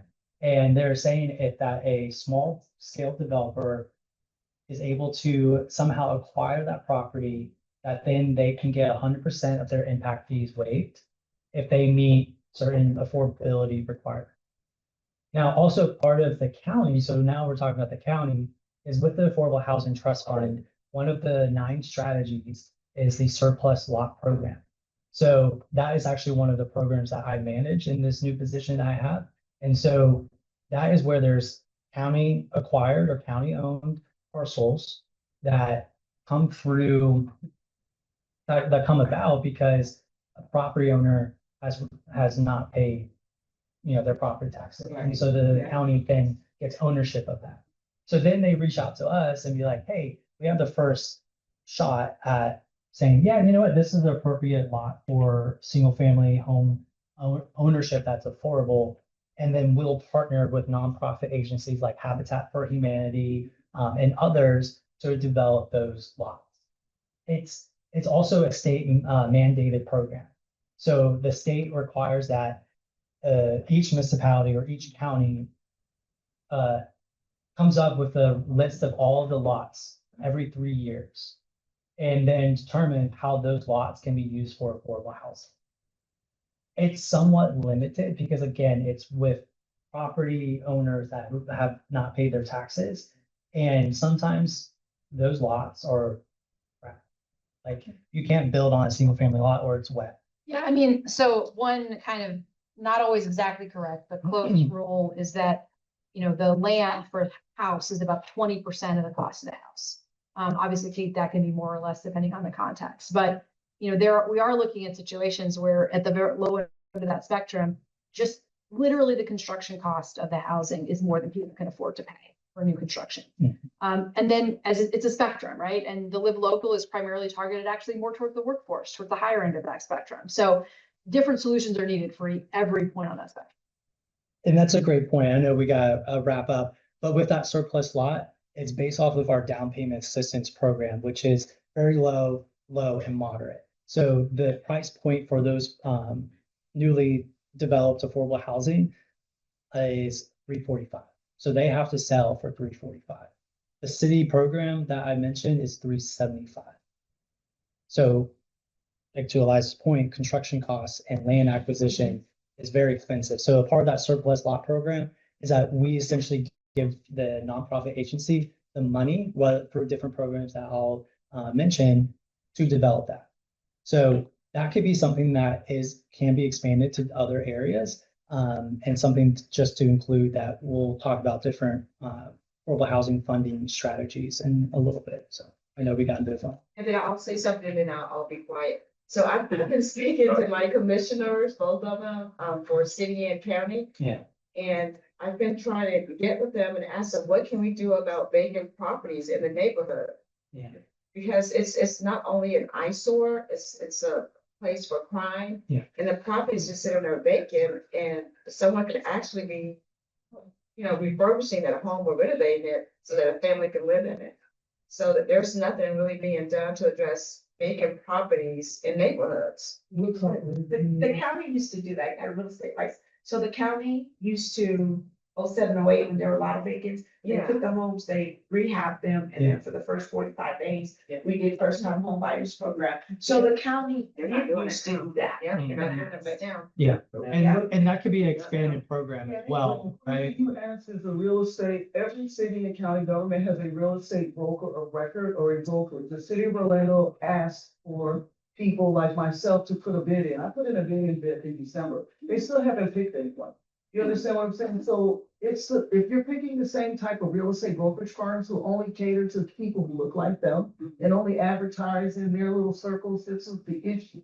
Because the RFP process is broken, so it's hard to get people of a diverse, marginalized background to come in and market to the people. That's the issue. I bid on that, but they haven't made a decision. You understand what I'm saying? Yeah. So when you get these big firms who come in there and they just go to the golf courses and make these deals, everyday people like us aren't hearing that information because they keep hiring more of the same, of the same, of the same. And so this is why we're here. City of Orlando still hasn't hired a firm yet. Since December to now. I know. So anyway, back to So now we're an hour and a half behind. No, just kidding. But super good conversation. Instead of taking a lunch break, I'm gonna invite the first row to start getting some food now while we go on to our next section, because I think this is the most popular section based on Victoria's conversation. And then after you guys are done, then the next row and then the next row. So with that, Ethan, take All the right. floor. So I do apologize well in advance. I might geek out and we might be 3 hours behind. No. We have families, Ethan. I know. I don't, but you know what I mean. But anyway, yes. You may be wondering what this all means here, because it looks like just a bunch of words. Public financing for mixed income housing. A lot of words there. But as we dive into this kind of concept, which sounds foreign, but it's actually surprisingly very domestic as well as foreign, literally. You'll realize that a lot of the discussions that we've just had, and a lot of the concerns that we've had with vacant lands, with the RFP process, with developers not being able to do anything regarding being able to build, the lack of communication between government agencies, a lot of them could be addressed by following models that have not only been used across the globe, but even within American states, including one just north of us. So really the whole goal behind this idea, this concept, is to go beyond just the private market, because we as Americans have always come to believe that the private market is going to be able to deliver for this because they're the most efficient, they're the most able, the most nimble. As we've seen with the housing market, that is not always the case. And this then comes to the idea of why not let governments support and get involved in this? Now, I know we talked about public housing before as well, and that brings up a lot of stigma. I'm aware of that. Rest assured, these models kind of hit the mistakes from those original designs, those original plans, and they've overhauled them and changed them to the point where they do remedy those particular issues in question. But let's kind of put some meat on this bone, shall we? Now for the fun bits. Case studies. I love case studies with a burning passion. So as you can see, mixed income housing, what's often known as social housing in many parts of the globe and even parts of the United States, that social housing is a very broad concept, but there are kind of 4 or 5 main pillars to it. They are decommodified, meaning that they are not subject to market behavior, so you don't see prices spike or rents spike as a result of them. They tend to be publicly backed but publicly owned. May raise some alarm bells there, don't worry, I'll get to those. They have some sort of tenant democracy, meaning the residents control how and govern the property themselves. They tend to be publicly supported through various financial tools and other assets that we'll keep in a minute. And the last one here, so we'll just move forward from there. But a lot of the models that we kind of see in terms of social housing come from Europe. And I really wanted to focus on Vienna, Austria for a minute here, because they are the gold standard. They've been doing this since about the 1920s, following the end of World War I. So as you can see here, and forgive me, I did not make these slides. I don't care. I'm contravening that rule. The camera's over here. The camera's not gonna see you. They can hear me. They'll be fine. But still, where was I? Right. So Vienna, Austria, they have been doing this since the 1920s, following the end of World War I and the collapse of the Austro-Hungarian Empire. And their program was to build as much housing for their workers at a quick a pace as possible while keeping it safe, decent, and full of amenities to make sure they don't go end up revolting. So as a result, the Viennese program has evolved markedly since the original introduction. But because of how they structure their system, 60% of all residents are able to actually able to live in social housing. And that rent right there, I'm not quite sure what that is in conversion, but it is much cheaper than it is in the United States. I think it's around $700 a month, American. I could be wrong, not good at numbers. But if you notice here, 75% of residents qualify. There is no stigma between who lives next door or not, which is a very big issue with American public housing back when we did it in the 40s and 50s. Because unlike the American model, the Viennese and many models that have followed afterwards are mixed income. That's where that mixed income element comes in. So anyone between like who has a income of that is equivalent to 30% AMI can live next to somebody who makes 80% of the AMI. So that means somebody who makes, say, $30,000 can live next to somebody who makes 80,000, and that person can live next to somebody who makes 130,000. The whole idea is not to silo these projects off. It's to make them as inclusive as possible, which is where we get to Senator Torres's concerns about mixing these developments. But I don't want to get too much into Vienna, as much as I absolutely love it, and the song by Billy Joel. And I'm not going to get too much into Denmark and the Netherlands because very similar. So instead, I want to go to the American gold standard in Montgomery County, Maryland. So the Montgomery County, Maryland program has been in place since 1974, and it is what's known as inclusionary zoning, which models what Vienna has been able to do to create mixed income developments. What they do is that they require developers to set aside a certain number of units, usually a percentage, for low to moderate income housing, low to moderate income households. In return, they get a number of different benefits and a number of different incentives in order to develop those buildings. If we can go to the next slide real quick. Oh, right, Austria, Atlanta. Let me go back to the first one then. Thank you. We're not there yet. But Montgomery County is the gold standard because they've been doing this for such a long time, and they have been able to develop 17,800 affordable units since 1974. And as a result, they actually have been able to reduce the pressures of the housing shortage to this day. Of course, they still have to struggle with it because, well, they're with it like the rest of America. Costs are spiking. It's very difficult to do business, all that stuff. But they've been able to get ahead of it. And they utilize various different tools that we're going to get into later on. And I should note that before we go on and say, oh, but what about the states? Wouldn't the state preempt us on this? It's the thing. Under 125.01055, which is our affordable housing statute, they allow mandatory inclusionary zoning. It's not out of 125.01004, whatever. But they allow inclusionary zoning. So we can do this. And they utilize something that we already have, Jacob, in the revolving loan fund. I'll get to why that should be utilized more later on. But let's now go to the model that I really want us to look into, and that's Atlanta. In 2021, Mayor Dickens, yes, was trying to run for office for the city of Mayor, for the position of mayor. And one of his targets was to create 20,000 affordable housing units by the year 2030. When he did win the election, it turned out that, yeah, he was going to be about short 4,000 units or so by 2030.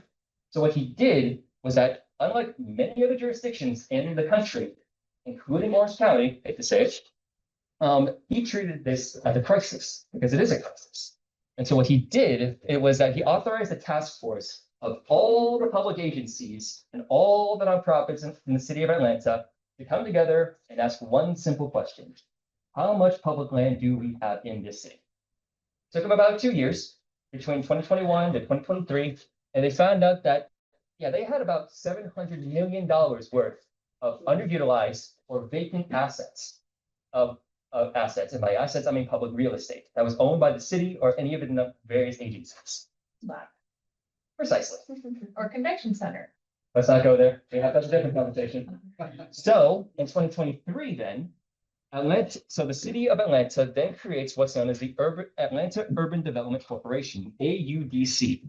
It's a public asset corporation that effectively has been charged to do one simple task: develop all of that public land for affordable, mixed use, very quality What was I going with that? Mixed income, mixed use, quality, affordable housing. Yeah, I think I got that.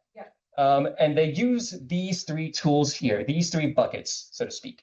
And it kind of goes to many of the questions that we had and concerns that we had raised earlier. And I wanted to start off with procurement, because I know that is a massive pain in the neck for a lot of people. So in Orange County and in various other jurisdictions in the country, we utilize what's known as an RFP process, a very burdensome process that basically requires a lot of details on the projects themselves. Atlanta actually decided to go in a different direction and use what's known as an RFQ, request for qualifications. It is much easier because instead of looking at the projects themselves, they actually look at the developer, whether they are qualified, they are capable, and they have the experience and capacity to do whatever they need to do in order to develop the land. And as a result, these RFQs are utilized for outcome-oriented evaluations. So instead of saying, okay, but how much can you keep this under X amount of dollars? Or can you do this and that? Atlanta decided to say, are you able to build a product that is capable of servicing people where it needs to be serviced? Something like that. Again, not a resident of Atlanta, Florida boy, born and raised, but that's the extent to my knowledge there. But they have a very long-termist perspective when it comes to developing housing, unlike certain jurisdictions, Orange County. So this is where the other two components come in, and we're going to get into more of these later on. But the point of the cost of capital tools, is to actually allow for the developer to develop. Shocking idea, right? So what they do is that they actually try to lower the cost of development for developers. And I'm going to say developer a lot, aren't I? So that includes many different factors. That includes, for example, public land, which tends to be more exempt from property taxes because it's owned by the city. And they also utilize what's known as a PEA, which is unique to Atlanta. But all you need to know is that it's a property tax exception. Again, lowers the cost for developers. And then they use the revolving loan fund. I'm going to again go a little more into detail what that means later, but it basically provides low cost mezzanine funding. You don't need to know what that means. All you need to know is that it's low cost interest because this is being backed by the city government. So the government is not asking for higher interest rates. Instead, because they want to recoup more. Instead, they want to be able to serve the public good. That's what this is all about. And finally, there are some requirements on the government's end. And that includes things like requiring minimum affordability requirements, making sure that X number, like 20% of all units are set aside for those households that make less than 50% of the AMI over there, and then 10% of all units kind of set aside 10% of units for people who make 80% or less. That sort of thing. That's inclusionary zoning. They also have joint ventures and public ownership. This is something I wanted to really harp on as well because of the whole concern about hedge fund owners and all these private developers kind of just buying things up and selling them off at insanely high rents. According to the joint venture agreements that the AUDC enters with private developers, in exchange for all of this, the ability to even build, the city government would own a minimum 51% of the stock for the property itself, which means that they control the ownership of that unit, basically prevents them from going onto market, and it allows them to have lower rents for everybody who is in that development. Repeat that again for those process. And go a little slower. I'm trying my best. This is the sixth time I've heard him say this, and this is the first time I actually got it. But He's so excited and I love it. in my own words. I love it. I'm so excited. I love it. It's a good opportunity for me to get water because God Almighty. So yes, so the AUDC enters into joint venture agreements with developers, and conditional to those joint venture contracts is that the city will be granted 51% ownership of all properties that are developed through this AUDC program. We invite, the public government invites the developer to come into a joint venture instead of these private companies just buying and owning and then skyrocketing the rates. Yes. It's kind of like two companies working together on a single project. And that's what I Instead, mean. one of the companies is the actual. Like a condo association, and the condo association controls 51% of the Right. So that's how it Yes, works in my yes. brain. Okay. We'll hold questions because there's a lot of information to get through. I'm very sorry. Okay, I- he's just gonna talk faster the more behind we get. That's exactly why. But this is why the AUGC, it can be seen as a very good case study, because this is an ongoing development right now. These are renderings. But as you can see, this is a big project. If we go back to the last slide, please. So a little bit of context, that is what's known as Fire Station 15 in the heart of Atlanta, the heart of the city. So it became of public interest to redevelop an old fire station in that parcel. And it's roughly 0.79 acres. It was valued at nearly $14 million. And instead of just keeping it as a fire station, because as much as it provides a public service to the community, it's not really doing a whole lot much else otherwise. So instead, the AUGC decided, why not build housing on top of that? Next slide, please. That is the results. That's the result rendering. So as you can see here, all of these units are mixed income units. These are going to be available to everybody who makes at or below 140% AMI in the city of Atlanta, which I believe is $124,000. $124,000 is the 140% AMI.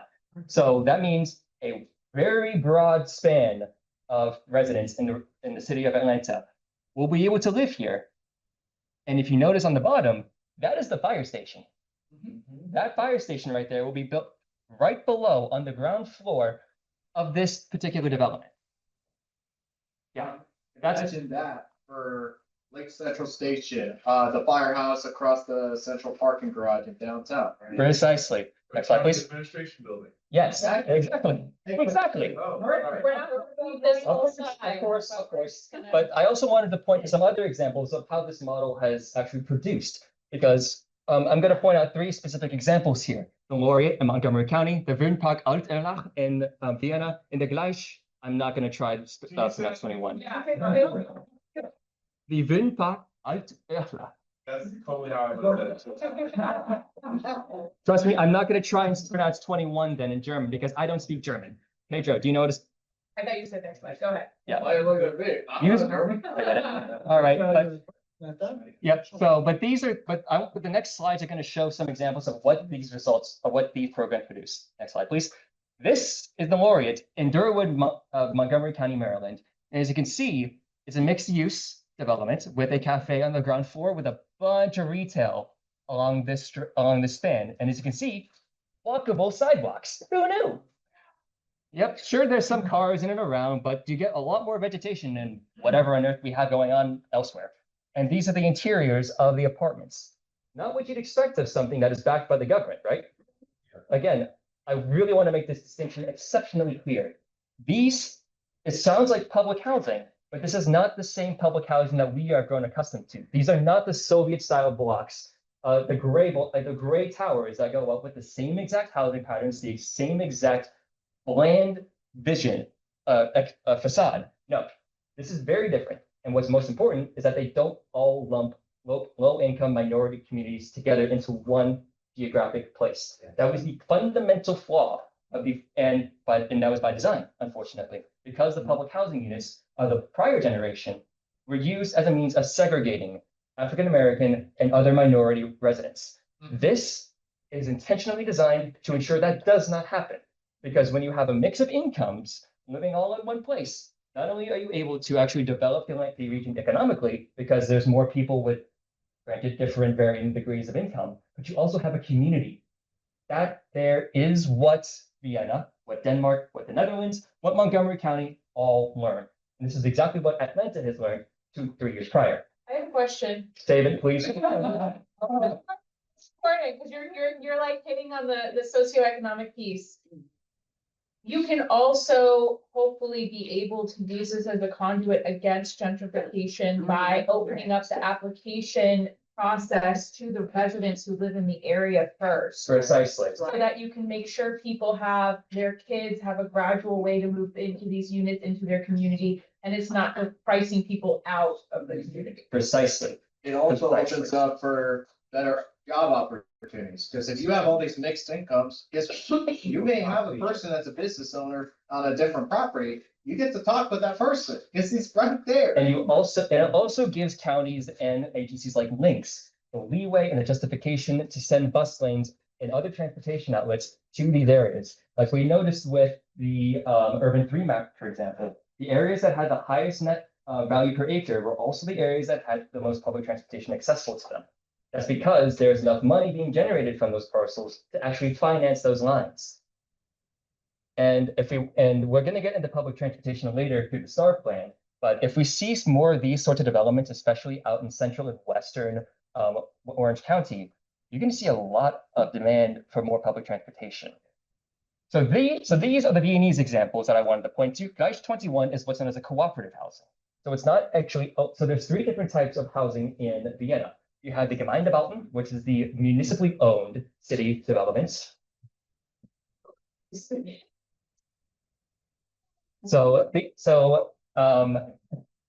the Gemeindebauten is actually city-owned municipal housing, which is the oldest kind of housing in Vienna. The second time is what's known as a limited profit housing association, or the LPHA. It's most akin to what Atlanta and Montgomery County have been doing, where the city actually worked with private developers in order to build housing. Gleich 21 is actually what's known as a cooperative housing, whereby the residents themselves actually not only live in that building, but they also own it and control it through their own tenant democracy. And we all know that we wanted to get rid of the hedge funds because they're the ones that have all the money and all the power, all the influence in our communities without really having a say for us. That is meant to combat what the hedge fund owners and all the private developers want. And what's really interesting about this is I noticed the design and the facade of Gleich. It's not actually made of typical things you may think of, because that is actually what's known as green social housing, where it actually tries to, Val gets it. It's actually produced in a way that is very environmentally sustainable, and it's also run on carbon neutral principles. Sorry, whereby you actually have energy efficient processes and sorry, I'm losing my train of thought here. Basically, this is one of the most energy efficient ways of producing housing, and Vienna has actually been moving towards this as the climate crisis has gotten worse. So outside of just densifying housing in and around the core to prevent sprawl, this is another way of addressing climate change and actually making our place not a living sauna every minute. And then we have the Ölakvilla, which is another form of social housing. This, I believe, is a LPHA. I can't quite remember, but notice the green terraces here. That's another way, because they actually allow for gardens on these terraces in this vast complex. As a result, Vienna has one of the cheapest rents in all of Europe. It's still expensive, don't get me wrong, but they have been able to crack the formula after over 100 years of tinkering and of slow incremental growth. And Atlanta and Montgomery County have been able to start doing this as well. We in Orange County should be doing this too, because imagine stuff like this in Orange County. Think about that for just a second. I think the next one's an example. Yes. Now, obviously, not nearly as grandiose. I'm going to let Jacob take this one, but it's not grandiose, but it's a step in the right direction. Jacob? Yeah, absolutely. So have y'all heard of Lift Orlando? It's in Westlake. Yes. Okay, cool. Have you guys met or heard about Eddie Morton? No? I love Eddie. Eddie is the man. All right. So he just won Central Floridian of the Year. Last summer, I was kind of down in the lows, right? I was trying to figure out what I really wanted to do, that kind of stuff. So I went to church with my wife. We go every once in a while. Eddie was a guest speaker. That man made me feel motivated. He lifted me up. So if you ever want to have some type of conversation with him, you will be riding high after those conversations. And so he's the CEO of Lift Orlando. And so Lift Orlando is a business partnered organization. So it's funded by businesses of the Central Florida area that saw that the area immediately next to the Citrus Bowl or Camping World Stadium was, quite displaced and was having this really, really, tough time and housing and just, the schools and et cetera. So Lift Orlando is this partnership that has gone in and actually acquired this, essentially a slum. It was a slum lord that was actually a really, really nice apartment community back in the 70s. And just over the years, the different landowners just didn't give a crap about it and just kept deteriorating. And it became such a eyesore that it actually was condemned. And so Lift Orlando went in and acquired it, and they have made it into a mixed income, mixed use centerpiece of the West Lakes neighborhood. And so that is just the power of partnership. And because of that development, West Lakes is being transformed with the existing residents there. People who actually grew up there and moved away because of the character of the neighborhood. They loved it, but there wasn't opportunity. There wasn't good housing, safe housing. There wasn't opportunities to grow a family. They have moved back into this new mixed use development. So they've also accompanied it with education resources, financial training, small business development, and it really has lifted off. And so it's lifting up the area, and that's why it's called Lift Orlando. So highly recommend talking to Eddie. They actually do free tours, so you can just reach out to them. They do like weekly or bi-weekly tours, and you can just really learn about this. My question to you is, I've sat down with a group called the Orlando Economic Partnership. Yeah. And they have a pamphlet with a vision. They show you what they look down the road and what they're gonna build. The problem, to me, is like, how inclusive is your plan to address the affordability for people to live, And they looked at me and I says, I grew up in a neighborhood where they tore down the tenements and they grew, like I said before, what they call Mitchellama. It was federally, city, funded and projects and buildings that were built for working class families. The problem I have here in Florida and my 12 years in the legislature is they don't care about the average citizen. The cities and counties get influenced by people with money. Yes. So you have a good argument, you're bringing a good argument before us. But it takes those around us in the government to really force it and make it happen. You show me the pictures of Vienna and the other places across the world. Why aren't we inviting those developers to our city, to our counties to say, hey, what can you do here? What would you do here that's different? What would you do to attract and let people live decently? And my point is that everything evolves is how the government works. Does the government want to do this? Do they want to, really expand and make affordability a project? You young people have an excellent idea. You have a vision, but it's the ones who are in control. Yeah, and we're the next generation that will be. Yeah. Well, So if we go to the next one. They're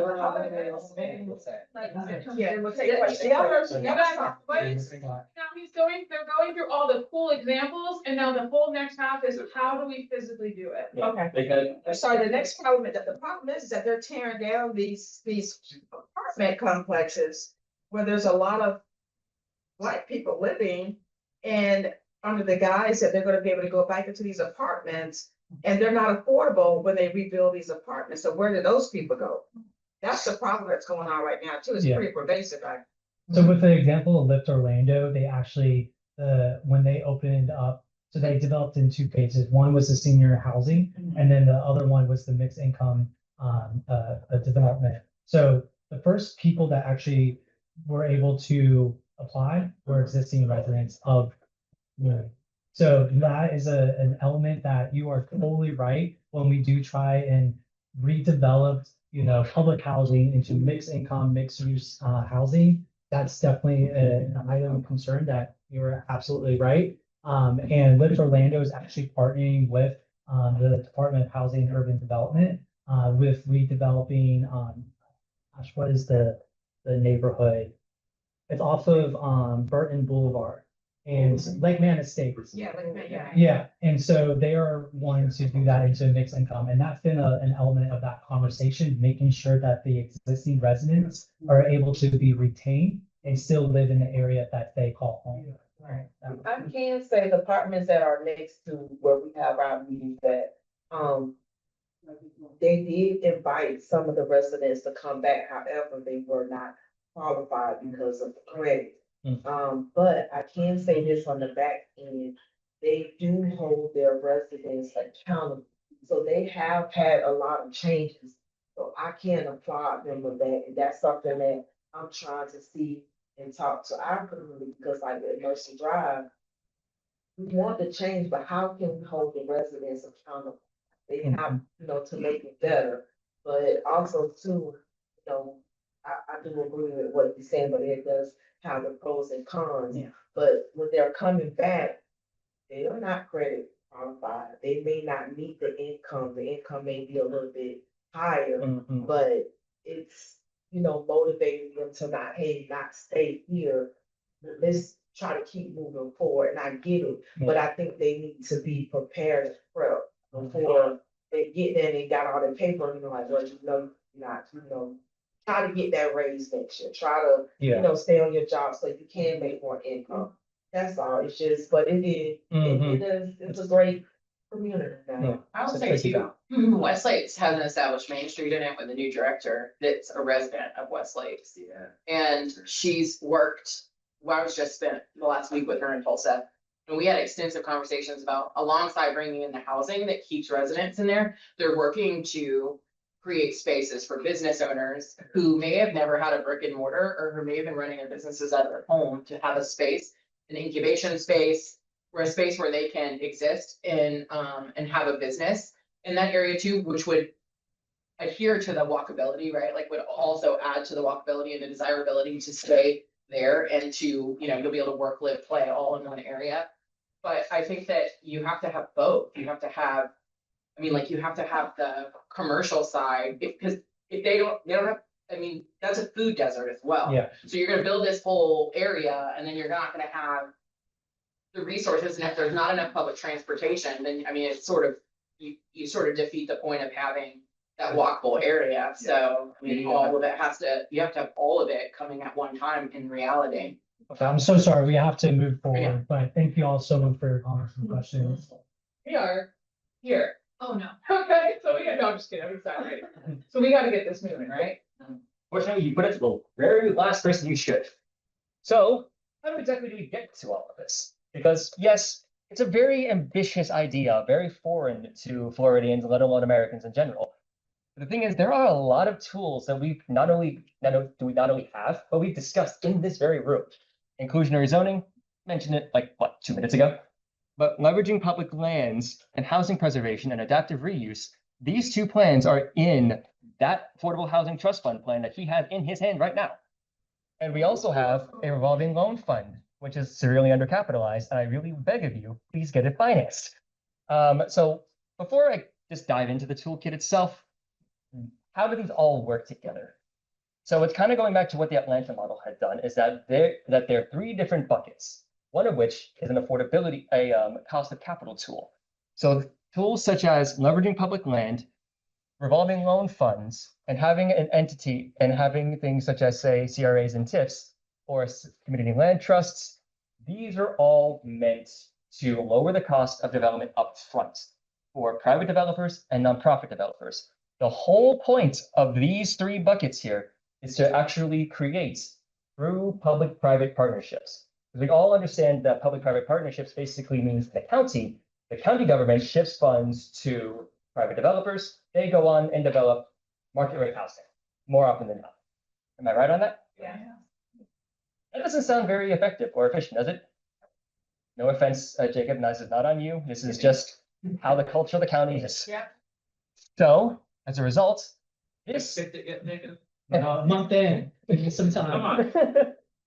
But the whole idea is that we want these public-private partnerships to be proactive rather than just market-driven, which is inherently reactive.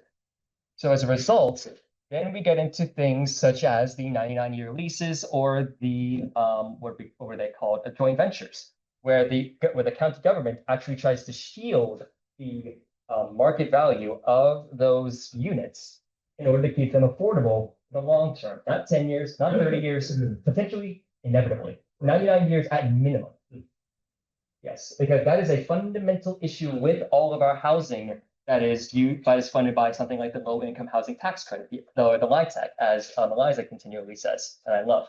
The LIHTC only allows for units to be affordable for up to 30 years, in which case it either just goes back in the house and into the market, or it just doesn't get owned again. Again, not very efficient.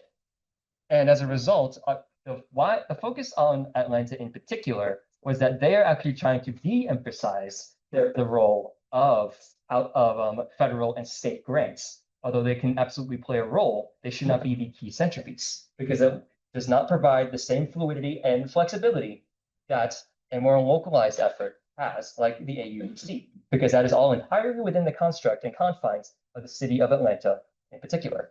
And we could have something like that in Orange County in order to make ourselves more flexible, more fluid, and to really go at those hedge funds. I'm really going to hammer on that moving forward. So before we get to this, I wanted to note as well that this may sound very obtuse and out of congruence with the other two ideas that we had. They're actually very much in line with each other because even though, for example, Atlanta's AUGC operates as a subsidiary and is very independent, they still have to conform to zoning and planning regulations of the city because they're still developing within city lines or city limits. So it's a very much inherent, that's why we started off with that three-pronged triangle framework. Because everything that we do is interconnected. And politically speaking, it actually bodes very well for all of you because you have your short-term wins that show the people, hey, these guys know what they're doing. Let's see what they're going to do more of. And then that's where you can lead in with these more ambitious projects and these ambitious programs. And these are some of the tools that we can use in this very state and this very county. So I'm going to pass it back off to Jacob. Yeah, absolutely. So as Ethan was mentioning, we have community land trust models. And so we do have a few local examples of that. And basically what a CLT or community land trust is that organization goes and buys the property and it's bought to ensure permanent affordability. However, it allows the property owner, whomever that is, to be able to sell the house at an affordable rate in the future. So they're still able to come in and build equity, but it ensures a mechanism of that land is going to be permanent affordability. So it's something that is currently happening with our Central Florida Land Trust, Bright Community Trust. Bright Community is actually happening with our surplus lot program. So they're affiliated with the Affordable Housing Trust Fund. So every 3 years, we have to provide a new plan that shows what our current strategies are and the details of that. So highly recommend. This is on the Orange County website. Just type into Google Housing for All, Orange County Housing for All. We have an entire website with a bunch of information, including this plan. So obviously we have some other examples, Tampa, Key West. This is being done across the state, and we can definitely expand the ability. One thing that we could consider is that the county itself can become a community land trust. So they are the ones who are actually purchasing the property and having that ability to go out there because we have a multi-billion-dollar budget. Of course, everything is line item to dedicated sources, but that could be an element of the Affordable Housing Trust Fund is expanding the surplus lots so that it gives the actual financial mechanism to the county to go out and purchase the property. And then even too, if we want to take a step further, we could be the person that develops it, right, and constructs it. And we have in-house and it goes through the process really quickly. So we also have the Orange County Housing Finance Authority. So basically, it's our local version of the state finance, the Florida Housing Corporation, Finance Corporation. And so developers, affordable housing developers can go to that authority and compete for low interest programs or funding programs. And so we have that here at the county. It is very, very small. Its budget is $4 million. That can be just used for one project. because of especially for the more larger scale affordable housing developments that deliver 100, 150 units and plus. So that's something that can be expanded. And we can look into, unlocking, because how that works is through bonds. So local governments and quasi public agencies and entities that have the bonding authority are able to, initiate bonds. So that goes out to the private market where, because of the dependability and the accountability of local government, the stability of it, that investors know, hey, this local government is going to be doing relatively well because they have to, they will invest with that bond. And so that funding is what is being provided to the actual finance authority to then finance other projects. So we can scale that up, provide more infrastructure and more staff and capacity to grow that type of financing. We also have the revolving loan fund. So this is actually pretty innovative and pretty cool. So what it is that it provides a low interest loan to a nonprofit, or if we want to expand to a small scale developer, that it ensures that they have to meet certain affordability metrics, which at the county is in partnership with our down payment assistance. So again, that 345 price point is the max that these homes can be built at or priced at. And so basically once that sale, so they funded the acquisition of land, the construction of the home.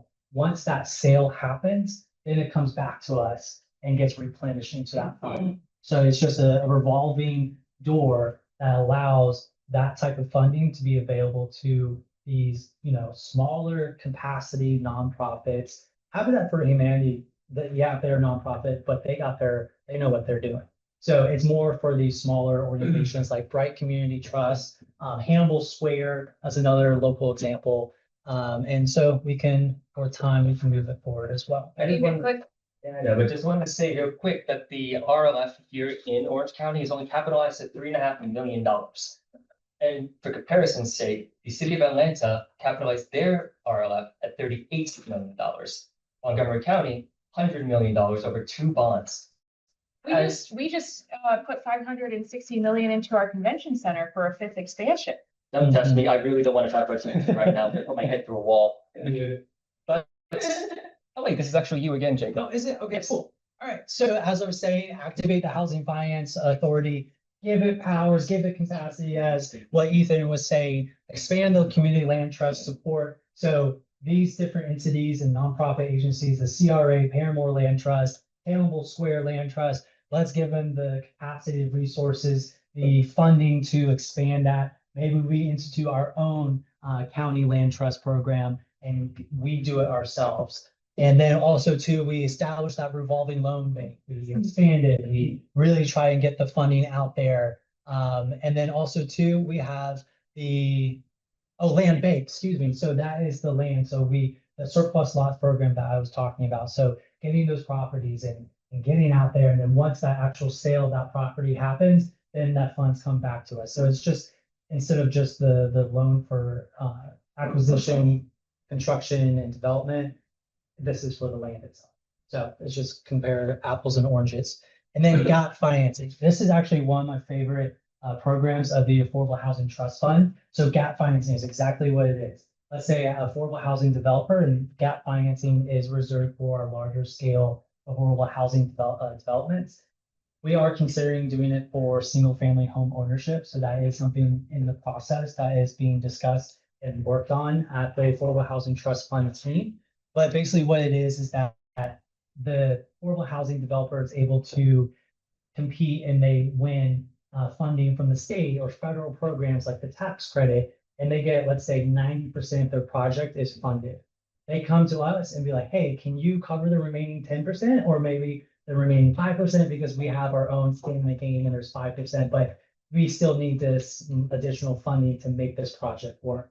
So that has actually been one of the most successful and the largest allocation of funding of the Affordable Housing Trust Fund is this gap financing.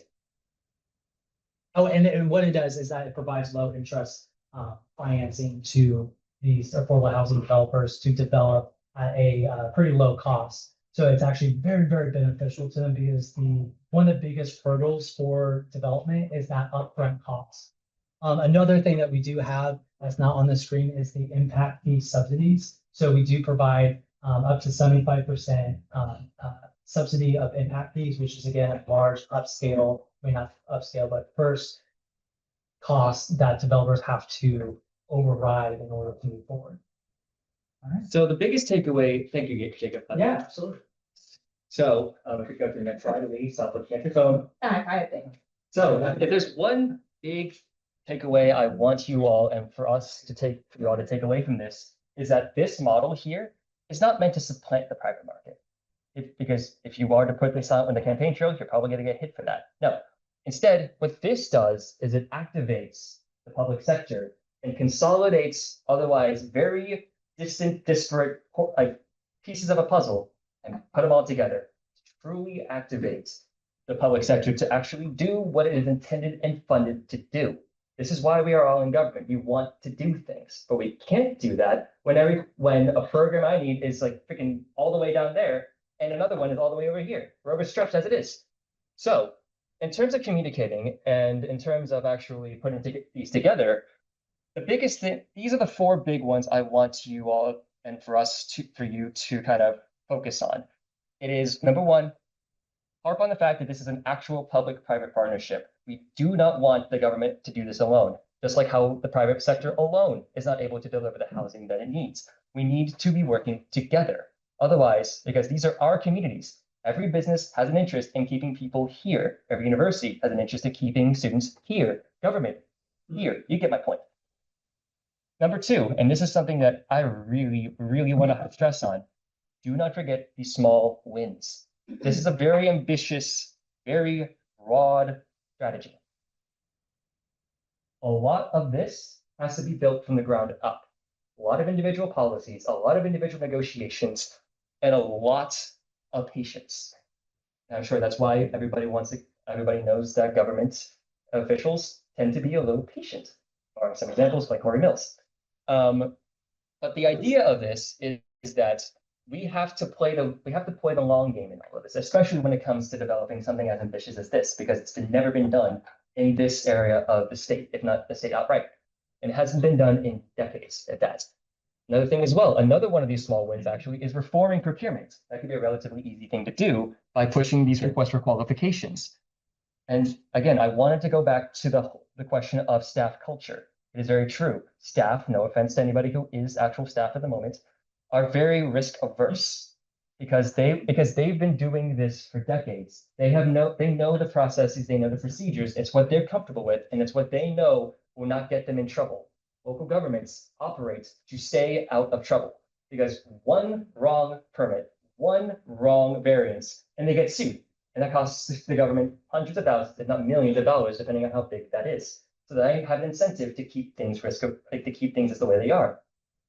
But if you are to gradually integrate all of these solutions together while still remaining focused on the long game, you can get staff on side and you'll be able to prove to the people that you can win and you can win these victories. And then finally, this is where I talked about earlier, integrate land use and zoning with this, not just like the actual maps, but transportation and utilities. Everything comes down to these two, including this sort of mixed income social housing, because you need to have a plan still. Otherwise, it's going to be a mess. But I think that just about wraps it up for me. We can go to Lee then. Any questions? Questions. Wesley? Hodge. So part of the biggest struggle with this and a lot of the CLTs that you're referencing are in municipalities. And so the question is, and this goes to a broader issue of segregation integrated into our municipal maps. Most of the unincorporated areas are, Pine Hill, South Apopka, that are more minority based. And so now we're getting into concerns about gentrification. Where or how does this apply on a county level where it seems it's more suited for municipal level? Well, I don't think it's more suitable for municipal. Sure, it's maybe on a tighter geographic area, But I mean, city of Orlando still has, you know, a quarter of its population is, you know, African American, right? And there's very strong neighborhoods in the city of Orlando. So if Paramore Land Trust is a successful option or an example, or Hannibal Square is a successful operation that has been able to go in and get these vacant lands or acquire blighted properties. What is great about the county is that we have a down payment assistance program and other affordability metrics that are strictly enforced. And because those affordability metrics are based off of the counties and not the city. So the city of Orlando's affordability metrics are based off of the median price of its housing stock. County is obviously a much different price point than the city of Orlando, right? So that is an advantage to the county if they were to institute a land trust that was in Pine Hills, was in other areas, because it meets our affordability metrics. And that part of that metric is that it's priced at a maximum of 345. So that is comparatively a very low price point. That's why we have seen relatively low success, because of construction of that kind of stuff. It takes a lot. And broadly speaking but broadly speaking to the point, the reason why we kind of reference municipal examples is because they are small scale examples that can be scaled up to the county. The county knows what has worked and what, more importantly, doesn't work. That way we can, and this is another thing about communication that has been stressed several times, because it's not just an internal issue between the commissioners and staff, but it's also between municipality and county. Wes, you know very well that the city and the county are not the best of friends at times, right? So, and this is true for not only just for Orlando, but also for Apopka, for Pine Hills, for Eatonville, for whatever, for Winter Park especially. You both know that to be the case. So the point is that this offers another outlet for the county to really coordinate with cities and with municipalities to learn from them. And that allows the county to not only structure these programs based on best practices that they've learned, but also allows the city to have some buy-in as well. That way, it's a mutual benefit for both sides. But do you have something else to say? Yeah, but the question now then becomes, these projects are higher density. And so part of the other problem we're trying to solve is transportation and sprawl. And so when most of the county is a lower density than municipalities, we're now chasing our tail in a circle, because you don't have the transit infrastructure to support the density. But now we're trying to find a place to put density without transit. That is unfortunately true, and that is unfortunately the case for any municipality in the country. And that is going to be something that we'll have to kind of navigate over time, especially if these plans are to be put into practice. But we do have, again, examples to show that it can work. And ultimately, it all comes down to planning and to ensuring that we are strategically placing those resources where they need to go. Like, for example, we can always start, and this again goes back to our coordination with the city, for example, because that's where our densest areas are. Unincorporated counties, like unincorporated elements of the county are that low subdivision. And that's where, again, we go to the zoning with gentle density, the introduction of duplexes and townhomes into areas like, say, for example, Colonial Town. Like gradually building those areas up and finding those areas where, however, we get those lands and building up those neighborhoods to increase the density there will allow for the facilitation of those public transit networks, however they come about. It could be through links, it could be through, say, another bus driver transit model, or it could be through any other elements. It could even be streetcars, for example, for all we know, because that technology is improving as well. It's all a very fluid system that unfortunately nobody can really predict, because we are not omnipotent. I wish we would be, though, because then I can realize who wins what games. Yeah, Heather, then Aaron, and then Senator Torres. So when we talk about the community land trust, I'm all about making things better. You talk about Hannibal Square. How many of that will have, or who sits on those boards, right? And come up with the ideas. How do we have to ensure that people with lower social income are part of those boards? Because what's happened in the past, I've done leadership Orlando, and it's in these rooms, and the people that are impacted are not in these rooms.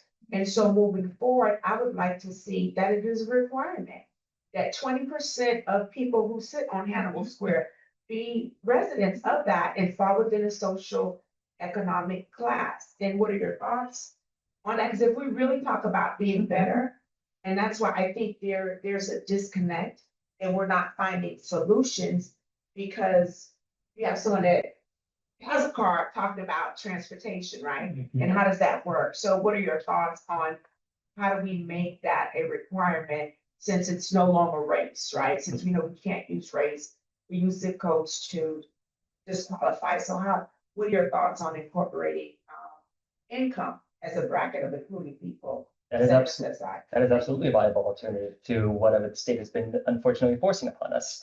Because ultimately, you're absolutely right. Like very disparate communities are impacted in very different ways. And unfortunately, our lower income and the lowest income members of our community almost always get the short end of the stick. Programs like these and strategies like these are meant to benefit them specifically. And this is something that, as a commissioner, should you be elected, can be one of those short-term wins that you can use to build trust within those communities. Because they are the ones that often don't trust government much because they've been left behind. But I was, I'm sorry, I didn't get your name. Jacob. Jacob, yeah, for two now, so when you talk about Hannibal Square, when you go back, because the win starts now, right? The win start as a candidate, the win starts now that I'm in this space. Yeah. So how do you go back to Hannibal Trust, Paramount Trust, say, listen, this is girl is saying, no, you're ineffective because you don't have people from the community. And I don't want to, and so it comes in where, so if I know this is a problem, right? Yeah. So you can have 50 good commissioners before myself. But if Paramore Land Trust does not have people in the community on the board, it is not going to work because you don't have trusted messengers. So I'm saying to you right now, is that something that you can go on and say, listen, we have to do that? And so Yeah, I think that's something you can go on and say, Yeah. it's something, because we don't have the power to do that, but you Well, might. Okay. Well, we actually, if at your direction, if that's something that you want us, so part of the Affordable Housing Trust Fund strategies is that a part of it is a request for applications or request for qualifications, request for proposals, right? So a part of that is we develop a requirement, right? A list of requirements that when we put out those bids saying, hey, we have open funding, come apply, and we'll see if you meet those. So for you as a commissioner, if you were elected, you could say, hey, if Hannibal Square or CLTs,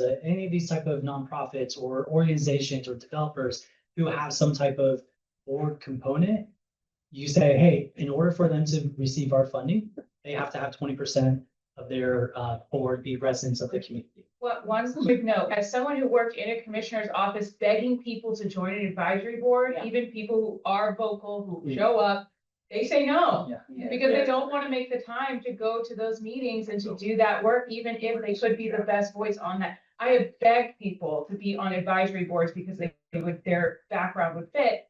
And so, it's not necessarily always that we're just being negligent or trying to avoid a certain voice. It's like begging people to just show up and have follow through. But that's where the sociologist comes in, because I've sat in those rooms and you feel uncomfortable, right? Because they're talking here, you're not welcome. You're being forced, or they're trying to meet a quota, right? So I think there's a lot, but not to. So I know why people don't do it, right? And so they're a little. And even if you sometimes get a good person on the board, if they miss 3-4 times too, then it's like, so The board is inherently exclusionary in classes because they meet on Thursdays at 2:00. Right, as well. And people that work can't make these, and then it becomes a staff issue because then they have to stay at night to work for these boards. So the board is good, but these board programs are inherently exclusionary. Yeah. That's a potential. Is that about the BCC? Aaron? My question. We have a half an hour. We're supposed to be at the halfway point right now. So we have a half an hour to do the transportation thing. Go. Okay. All right. Any other questions real quick? Keep going. Keep going. Okay. Great. Wait a minute. All right.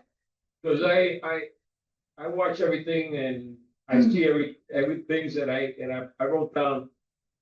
What are we doing with these storage buildings that I have vacant? Why is it that we don't ask to convert those into housing units? Thank you. Storage units. So that's because Storage unit, you said? You warehouse. drive around Orange County, you're gonna Leave see it, building construction Such road. of storage facilities, right? Half of them are empty. They're not full, and they have, they have piping, they have flooring, they have, some of them offer air conditioning. And my point is, I mean, if you look at what happened, like in New York City downtown in the Village, where they converted the warehouses into professional, living, spaces, but here, these storage facilities are huge, and they're in prime areas. Why isn't it that we, in the county saying to them, you have the building, we can convert it into affordable housing? Because there's no processes for them to really navigate that at the moment. What you're describing is what's known as adaptive reuse. And unfortunately, the county does not have a streamlined process to allow for them to utilize that land. Well, much of the property in District 3 that was recently developed the county denied it and they got annexed by the city. So the county said no, and then the city annexed them and accepted it. It's a matter of So it's a matter of the county not having the political will to really actually go in and take advantage of that land, while also not having the desire to develop those specific processes.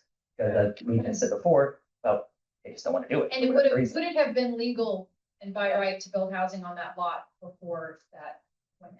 Well, wait a minute, we passed legislation up there converting commercial property a couple of years ago. I mean, that was one of the issues about, commercial property being used for, housing. For building. That's a little. Yeah, Yeah. willing developer.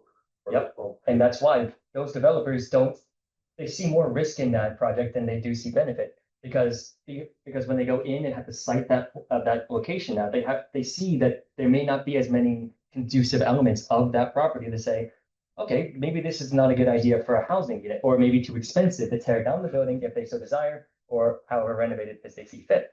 The issue comes down to finance and economics of housing. Unfortunately, the county does not quite have the answer to that yet, but other jurisdictions have. But to piggyback off of that, if you speak to the developers, part of the problem is that the cash is not available for these more risky projects because the people that have the money aren't willing to finance the projects. So it's not that developers aren't necessarily unwilling to do these things, it's they can't find the capital to back them to make some projects happen. And that's where something like an RLF comes to a revolving loan fund and more proactive county involvement comes into play, because they can subsidize, to use that term, to lower that development cost up front by giving them the land, giving them property tax exemptions, or giving them low interest loan and other forms of low interest funding. That way they don't have to worry about all that, because they'll have the cash on hand anyway. We need to give Ethan a chance to take a breather. I have not even eaten lunch yet, and I've only had a lunch. bar. And so because we're low on time, one of the things that we wanted to dive into, but I feel like we're gonna need an entire other course, is about keeping people in their homes and really expanding on some of the resources and expanding on some of the case management and connectivity between the different departments, so that we can make sure that when someone is on the verge of eviction, we're able to have a task force to meet their needs at every level, right?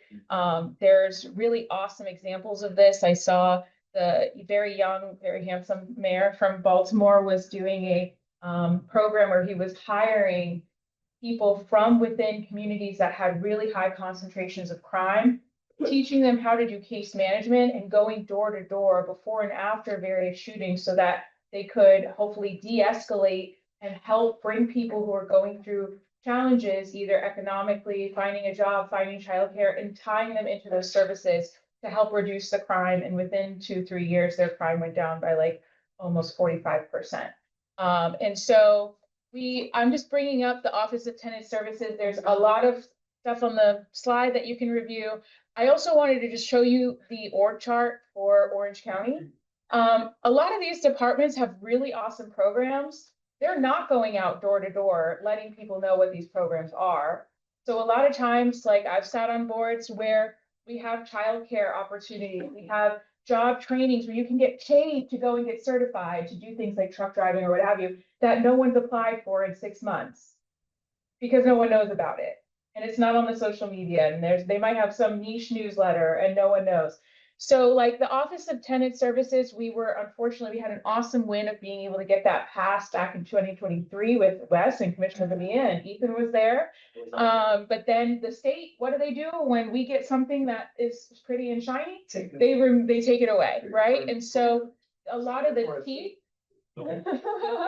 a lot of the teeth that office had to be able to help people, to be able to combat slumlords, to be able to keep people in their housing, a lot of those programs were stripped, but instead of like other counties, Orange County decided to still keep the office, but the office still doesn't have the same funding and capacity that it needs to be able to do wraparound troubleshooting and case management, so that you can make sure somebody who is, they can't pay their light bill, they have an outstanding medical bill, and they're behind on their rent. Like, there is really no one doing a one-stop shop for all their needs. They're sending them through all these departments for all the individual programs that they have. And so that's one thing that we could expand upon. Again, a lot of slides. 1 second. Yeah. On that screen, please. You want to find where you are? Most important thing to note, where's the Board of County Commissioners in that org chart? It's up. At the top left, off to the side, by themselves. Yeah. Well, also the people are supposed to be at the top of the org chart. That's another thing I like to highlight, is that we're the managers of everyone. Wes' name out on here. No, it's he's a tiny little dot in that O at the Board of County Commissioners. While we're on that slide, do we have like a pick or preference for who like a county administrator might eventually be, in the same way that at like the federal level, there's like vetting at grooming to appoint folks to those administrators? The mayor's gonna just pick their best friend. I was just imagining like a universe where it's like, county administrator Semrat, and how that would look different than like a. Let me call her and get her I don't on know. paper. The mayor's friend. It's usually just the mayor's friend, or to be honest, and this is Lee Perry talking, because this is like my thing, so I get to have. It's usually a corporate pick who's been around all the major industry players in the area, who are gonna ultimately be their friend's voice on the inside. I believe that's what Byron is right now.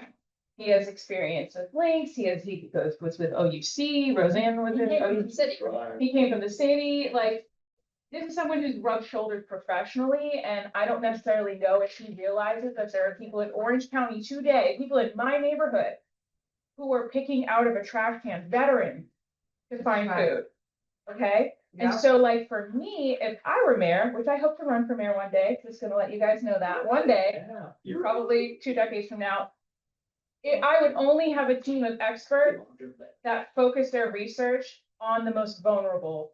Because what happens when we lift from the bottom? We all rise, right?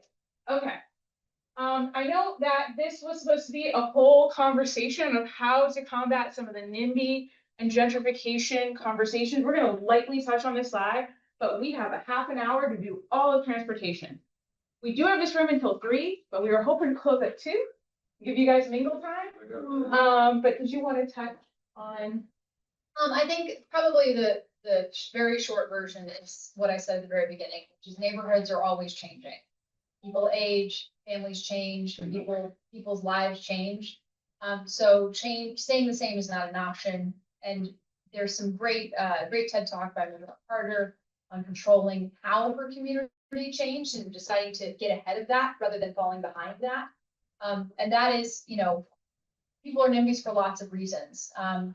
And some of those reasons I think we can be more sympathetic to, and some of those I think we would be less sympathetic to. But it all comes in some sense from that fear of change. So having a positive vision of what the community wants to be, or how change can change in a way that benefits the community, is really the core of that.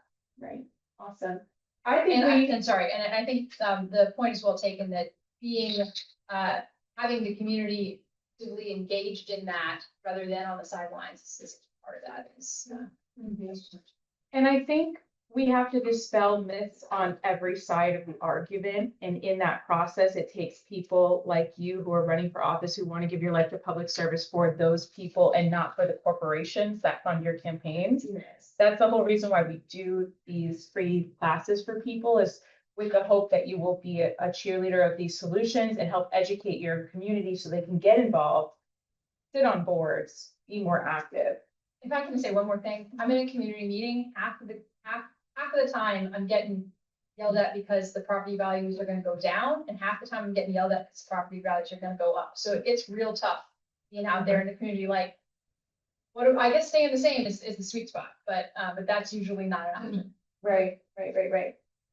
So with that being said, I run another organization called Support Orlando Shelters. We're gonna be doing another kind of forum like this, but specifically with nonprofits that address solutions for the unhoused. And so I think we could really maybe integrate some of this messaging. And because NIMBYism, we had a whole group of 100 people show up to shut down a shelter. When it comes to gentrification, finding a way to have the best tools in your toolbox to be able to combat some of the misinformation is a really great tool. And then, of course, the stigmas that are associated with those that are not sheltered in our community. That'll be our next forum through Support Orlando Shelters. So with that being said, we're gonna go ahead. This is supposed to be lunch. Okay. Okay. Double lunch. We're gonna do transportation. Ethan, you're next.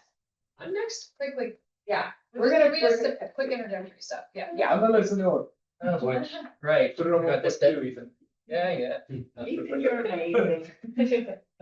Well, you're gonna have to root me in this seat, I swear down. But anyway, yes, so as we get into transportation, we kind of wanted to set the context for why we need transportation beyond the obvious fact that we are built for cars. So not only is Orange County built for cars, actively making our quality of life worse. So here is actually a comparison between Orange County, Florida, a sprawled out community, with Arlington County, Virginia, which is relatively more dense than Orange County, is more compactly built. And you'll see a key distinction in the next slide here as well, but these are numbers taken from the Housing and Transit Affordability Index. And as you can see, actually, Orange County, with its car-centric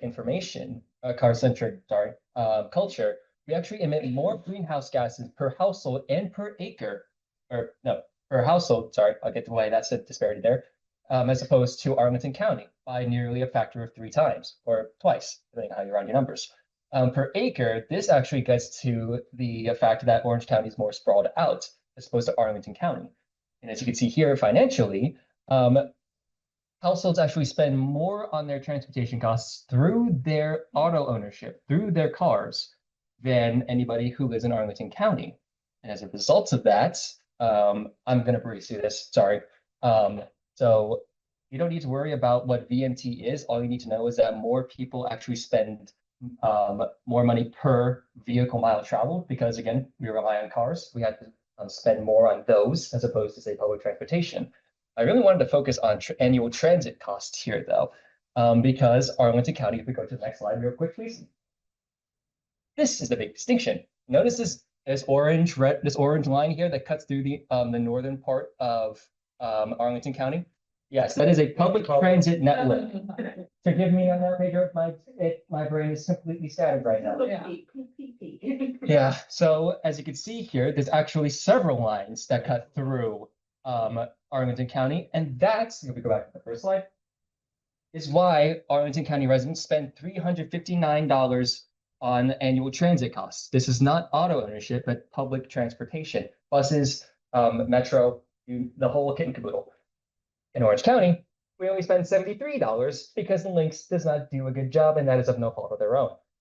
Next slide, please. Stay here real quick. So the kind of breakdown, I'm moving, I know, I'm sorry, but notice the amount of blue in Orange County compared to Arlington County. The blue here represents the transportation costs relative to a household income. Now, this is all based on census tract data. So all you really need to know is that, broadly speaking, Orange County residents spend on average 20% of their income on transportation. In Arlington County, it's only 9%. The healthy amount of money that needs to be allocated to transportation in a household budget is only 15% of one's budget. So Orange County residents spend more as a result of this sprawled out dilemma because of our car-centric culture, because we built it around the car. Arlington County does not have to worry about that because of these lines here. as well as these little bus line networks. We go to the next slide, please. And some of those lines are relatively new. They're Yes. not Yeah. ones that have been there for 50 years. Right. Can I ask you a question about that, though? Yeah. The AMI for Orange County is much higher than Orange County. Doesn't that come into play somehow or no? I wouldn't say it does per se, because ultimately it comes down to the development of the counties themselves. You could be the richest county in the world, and yet you still spend a lot more money on how you transport yourself. Yeah, I mean, the raw cost, annual transportation cost is lower in Arlington County than Orange County. So even though they're driving BMW, somebody's driving a BMW, the overall cost is still low. It kind of proves to the point with the focus on transportation is that what he's saying is that driving by car is infinitely more expensive to the individual user than just relying on public transit. Now, so what they did in Arlington, Virginia, when they opened the Orange Line is because, you said yourself, the AMI is higher. Because those people now have a higher income and they're spending less on cars, they have a higher income and they can afford higher property or even invest in their own properties, whatever they want. So they have more money on their own. And we don't have some taxes that other states have as well. Exactly. Yeah, but you don't have that fiscal home rule. Your point is well taken. The percentage is lower and the raw cost is lower. Yes, very well taken. And now this is actually the last slide before I kick it over to Sunrise real quick. But this is the average greenhouse gas emissions per acre. Wes, this may look familiar because this was on the commissioner's food cost public fall. Oh, all right then. Thanks for embarrassing me twice now on camera. But nevertheless, as you can see here, the darker a census tract is, the more greenhouse gases are emitted. As you can see here, all these tracks, look at what's kind of bifurcating each and every one of them.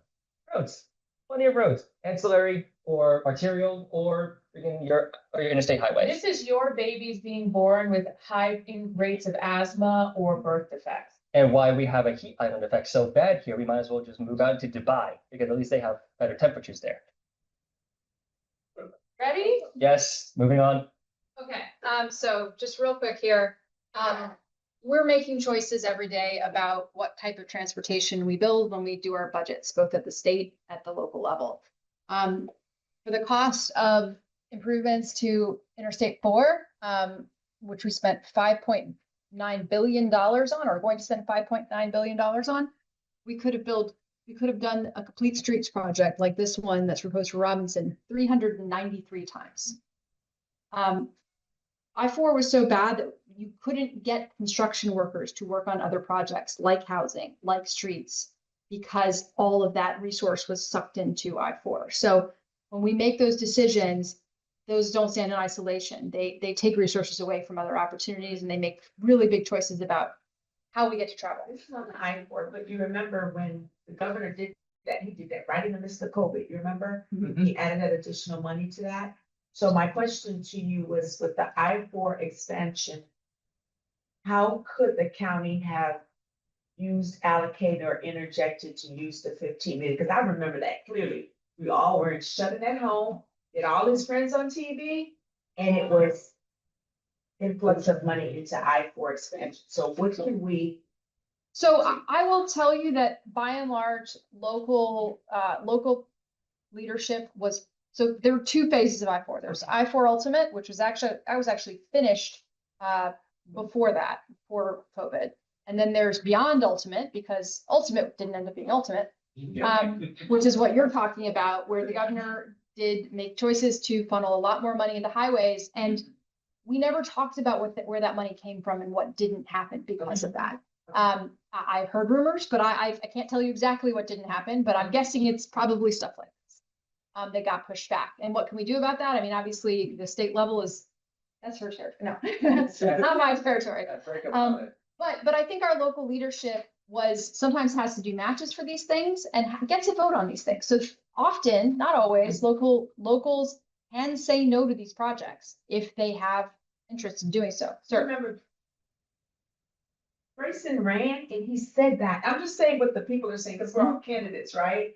And he said oh, you've already paid for that toll road over and over and over and over again. Mhm. So I just want to get a clear understanding, because when Grayson said that, you had everyone, I mean, on the street corner talking about, that man said we paid for that road over and over. So the messaging, so how do we, can you explain that? State is screwing us. Well, over and over, can you explain that to me just so a little bit? Well, okay, so, oh dear, there's a I'm lot of sorry, things going on. I'm sorry. So, I mean, well, so there's congestion and then there's the cost of maintaining the road. Okay. The cost of maintaining the road, we do on some level rightfully pay for that over and over because we have to maintain the road. You build it and then you have to continue to maintain it over time. In terms of the tolling question, I mean, I would argue that there is a value to tolling in terms of managing congestion, and that we probably should be spending that money and not just continually putting it back into the road, but putting it into transit and putting into other things within our community. There's limitations on what we can do with that because of state law. But as I understand it, there is some flexibility to at least do transit on parallel corridors to some of these tollways. If So- those if that little lane in the middle of I-4 actually went into transit or like bus lanes, dedicated bus lanes, we would have gotten so many cars off the roads that we wouldn't have the congestion problems to fund big projects like this. And there's analogous decisions being made in the county where there's roads that are being extended. We talked about, should we build roads out to create opportunities for new development in the outlying areas of the county? Similar decisions, not quite that expensive, but similar, very expensive decisions are being made all the time where we are investing in people driving and failing to invest in people biking and walking. And I have seen, if you watch the county socials, they have put money into safety lately. And that's great. And they have been doing some complete streets project, which is great.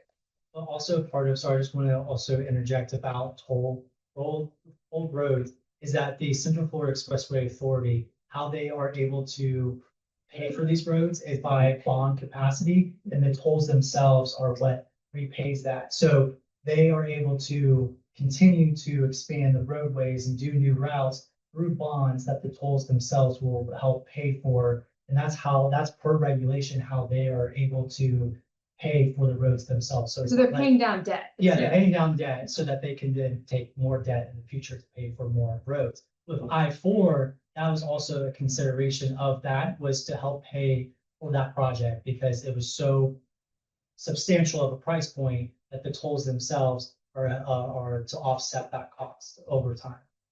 And it's a big reason why for Interstate 4, they put express lanes down for the final design, because it's an interstate, you can't simply just toll it like any state road. You have to build it with express lanes, and it's not just I-4. We see it on I-75, we see it on I-95. There was even discussions about putting tolled express lanes on the turnpike itself. But that was shut down. So, and as she's mentioning, it's about $4.5 billion was on that slide. 5.9. By the time I-4 Ultimate Beyond is done, it's gonna go to $8 billion. You know how much, just for I-4 Ultimate, we could have built the Sunshine Corridor already. Yeah. We could have gotten from Disney to the airport and even all the way down to Cocoa with that kind of cost. Okay, we do have another speaker. One more. My idea. I come from mass transit from New York, man. I look at what we have here, right? Sunrail, we have Lynx buses, we have I-4, all this. What is it that we don't use that they have in Disney? A monorail. If we had a monorail system coming across from the airport, downtown Orlando, International Drive, Convention Center, into the theme parks, bring around Tri-County. The point I'm making is the monorail runs up top. It doesn't run into traffic. It doesn't run into any accidents or anything that we have any problems. We keep on expanding the roadways. We adding more traffic. The biggest problem, I know what I'm running into people out there doing petition, is transportation. They can't get around. They said, it takes me 2 hours to get to work, 2 hours to get home, anywhere I want to go is 2 hours. The point I'm making is, we need to start thinking out of the box. We need to start, this billions of dollars, because I was up there in Tallahassee and I was on transportation appropriation, and we go like, Well, why don't you dedicate funding to mass transit? To links, to the Sunray? Oh, no, we don't want to do that. We don't want to dedicate funding. The county has to go around begging for money from the other county to provide the service. My thing is, the monorail is a system that we need to seriously start thinking about. And not expanding the roadways, or putting something in the runs. And you know what city has a monorail? Detroit. Detroit, look it up, Detroit, Michigan, they have a monorail. It runs through the city of Detroit, Michigan, all that. You guys, it's 2:00 was time, and for Sunrise haven't been able to go through their star plan. I'd like to give them 10 minutes to go through their star plan, and then you guys can talk as much as you want. But, I can answer that question after we're done with the start. plan. Liza, did you just want to explain the Yeah. graphic? So, I mean, we are all at the mercy of geometry. Things, only so much stuff can fit in certain space. This shows the geometry of the same number of people in cars versus buses versus bikes. The reason Disney has so much transportation, mass transportation, is because they want to fit a lot of people in a small space. Cities generally, and successful places generally, fit a decent number of people in a relatively small space. The only way we can really do that is with these modes. It's not geometrically possible to do that. Next slide. And if you think self-driving electric cars are going to save us, guess what? They take the same amount of space. So with that, transit. Okay, guys, give me a little shake, give me a little shimmy, like, we're getting in here, and this is about to be so exciting. So, what problems are we facing? Okay, great question. Orlando faces transportation crisis, and that's just with rising traffic and commute times. I want you to take a second and think about how far away your closest grocery store is without you hopping in your car. Now think about somebody who is disabled, somebody who's elderly, somebody who's younger. We're not building the things that we need to see to be able to walk to these things or take public transit. So on average, Orlando drivers wasted 68 hours and lost $1,589 due to traffic in 2024 alone. Think about what your future constituents, current constituents, whatever. Think about what we could do with that money. Think about what kind of property we could invest in. Think about like where students can, reinvest into themselves to get further educated and then become these members of local government that you wish to see. And on top of that, in Orlando, local governments heavily prioritize highways and cars to the point where we neglect public transit and walkability and safety. A lot of times, like as a parent, you're driving your kid to your friend's house because you're not going to tell them to go walk on a major road. That just doesn't make any sense. You wouldn't put somebody through that. Next slide, please. So, why we're here? Well, induced demand. So, the generic supply demand. So with increasing supply, so we're making more highway lanes, comes the demand increases. So more people driving. If you say, yeah, we're expanding the highway, now people who weren't originally taking that highway are now saying, yeah, let me take that highway, which is only going to increase congestion. So this, like I said, only increasing lanes fails to address the major problems of traffic and congestion in the long term. There are going to be more people coming to Orlando. And if you can't see that, then that's a part of the problem. So this is why, despite road widening projects on Orlando highways like I-4 and 408, commute times and traffic persist and are worsening. Next slide, please. So development built around highways are more expensive for cities to maintain. So this graphic is explaining how our suburban areas, you are going to cost more for transportation, public services, because it's going to cost more to get you out there. It's going to cost more to hire the staff to be, going further and doing more in different areas. But if we were more dense about the development, which is what we were speaking about in the housing portion, and what we're focusing now when it comes to transportation, then the costs are ultimately much lower. So increased costs for local governments and the cost burden ends up falling on residents. To make up for these costs, we're, increasing rents, and homeowners aren't happy either. So we're just falling into this continuous cycle of how can we make things better for all of us? So what you're seeing here is the current or the upcoming master plan for Central Florida Express Authority. So we're talking about these highway expansions and, adding additional lanes as if this is going to solve the problem. Well, with this comes more lanes, more traffic, more sprawl, wildlife destruction, more expensive, and more isolation. So, this doesn't have to be the case. What bothers me is the people that we bring into Sunrise, they say, oh, I went to another country and I had a great time and public transit was a thing there. And like, I could actually walk to my friend's house, whatever. It's like, why can't we have that here? Why don't we have the visionaries who say, while this is going to be difficult, how are we going to get there? So we don't have to continue following this path, essentially. And we deserve a future where it's fast, affordable, and safe to move around Orlando. So what we're asking for is things that, like Ethan had mentioned, we have seen in other places. They are feasible, but we need to start taking the small steps to really get there. But you can go to the next slide. That's why we're introducing to you the Sunshine Transit Advancement Resolution. So this isn't something that we just kind of just threw a dart on the board and just came up with.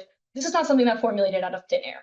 These are endless hours of research, a smart team who is working towards becoming your next planners, your next, local legislators, things like that. So we've done outreach with Orange County commissioners, Orange County staff, Transmat, Links, Metro Plan Orlando, Florida Department of Transportation, Javier Betancourt, which is the executive director of Miami-Dade's Citizens Independent Transportation Trust, and Kathy Dos Santos, so the executive director of Transit Alliance Miami. When it comes to this outreach too, we're getting our petition signed to get the STAR ordinance passed, as well as hosting town halls every month. You can find us at a different town hall every month, if not two.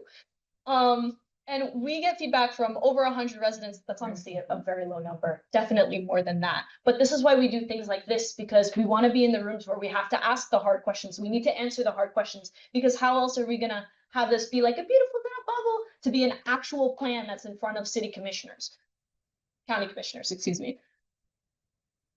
So what is STAR? So STAR is a grassroots initiative, which is the point here. How are you going to say, okay, great, somebody who, like we said, drives their car everywhere is going to come up with this? These are from people who don't have a car, who actually rely on Central Florida public transit. So we're trying to secure the funding to make that rapid transit. So the initiative needs a majority of Orange County commissioners to vote in favor of it being implemented, and uses tax increment financing for the initial funding. We recognize this isn't going to be the only way to fund it, but this is how we start. So there's no citizen vote is also what we're trying to say here. So as much as we are putting the push, putting the pressure on the commissioners, this is something that would ultimately be up to the commissioners. So the STAR ordinance can be passed by the Board of Commissioners and implemented as soon as they wish. Next slide, please. So you might be wondering also, because we talked about it briefly, what is rapid transit? Rapid transit is transit that occurs in 15-minute increments. It's something that you'll see often in different states, like New York, for example. It's separate from road traffic, so it would have like a designated bus lane rather than the bus having to, lock up Colonial, and then you're sitting there for an additional 5 minutes because you're waiting for a bus. But this isn't just bus rapid transit, it's rapid transit, period. So this includes heavy rail and light rail as well, which is not something that we see very often in this area. Yes, we have the Sunrail. Does the Sunrail run on weekends? Where is the Sunrail? Is it useful for somebody like me who lives right next to UCF? So at this stage, we're at the type of rapid transit that hasn't been defined by the different corridors that we are about to go over. But that's why we need that community input and that community feedback. So I'm going to pass it over to Pedro. But before I leave, I also want to mention, I did want to mention, we are all talking as young professionals about things like brain drain, where if we don't act, then we are going to leave.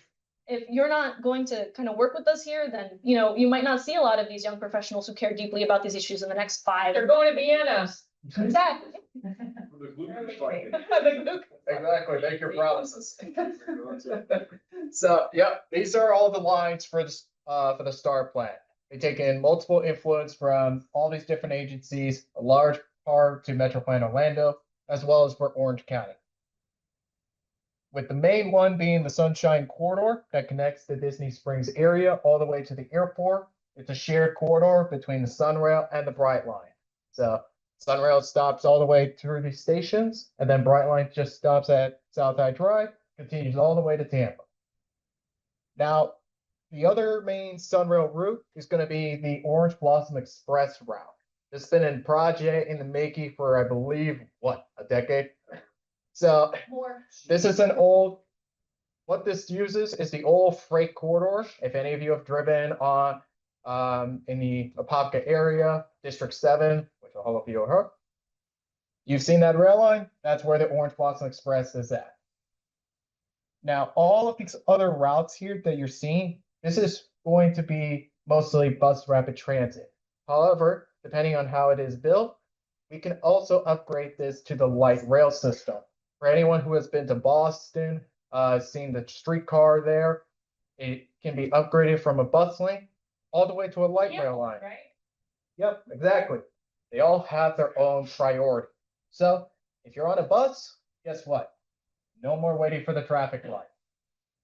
So, but all of these routes here, like the Orange Blossom iDrive area, that's one of the main projects that the CRA there for iDrive has been talking about. Colonial, God forbid Colonial. We've all hate this road for very, very good reasons. So, but it connects the UCF area all the way to the West Oaks area of Ocoee. Next, we have the Silver Star, which is mainly going to service the Pine Hills area, and it also connects all the way through to Ocoee. Then you have Kirkman, a very important route that connects the iDrive area to the west side of Orlando. Then you got the Cimarron corridor. This is vital. This is one of the most vital routes for Central Florida and Orange County in particular, because this is the main arterial that goes to the airport. There's no other road like Cimarron to get there. So with this route, you can easily access the airport. You could have any other areas, whether it's a parking or buildings, whatever you need to accommodate the parking from the MCO area, which is going to help a lot of y'all who want to travel outside of Orange County whatsoever.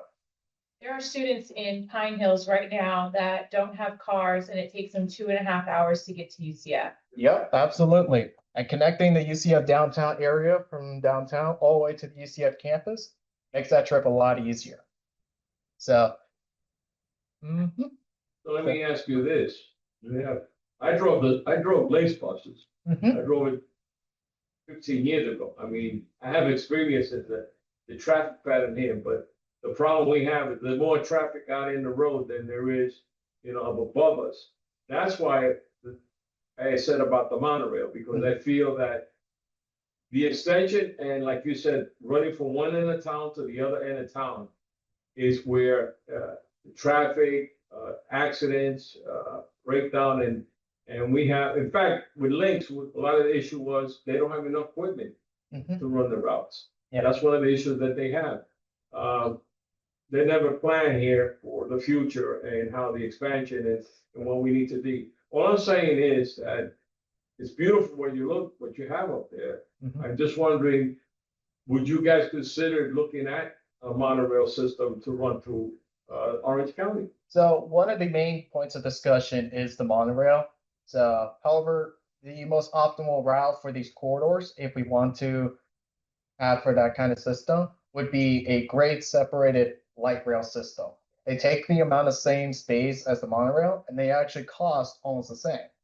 The big reason they are going with the light rail system is mainly because in the United States and globally, there's a bigger market share for light rail vehicles than there are for monorail vehicles. As we've seen from the last few years, Disney's been struggling because they have a unique design, specifically with Bombardier.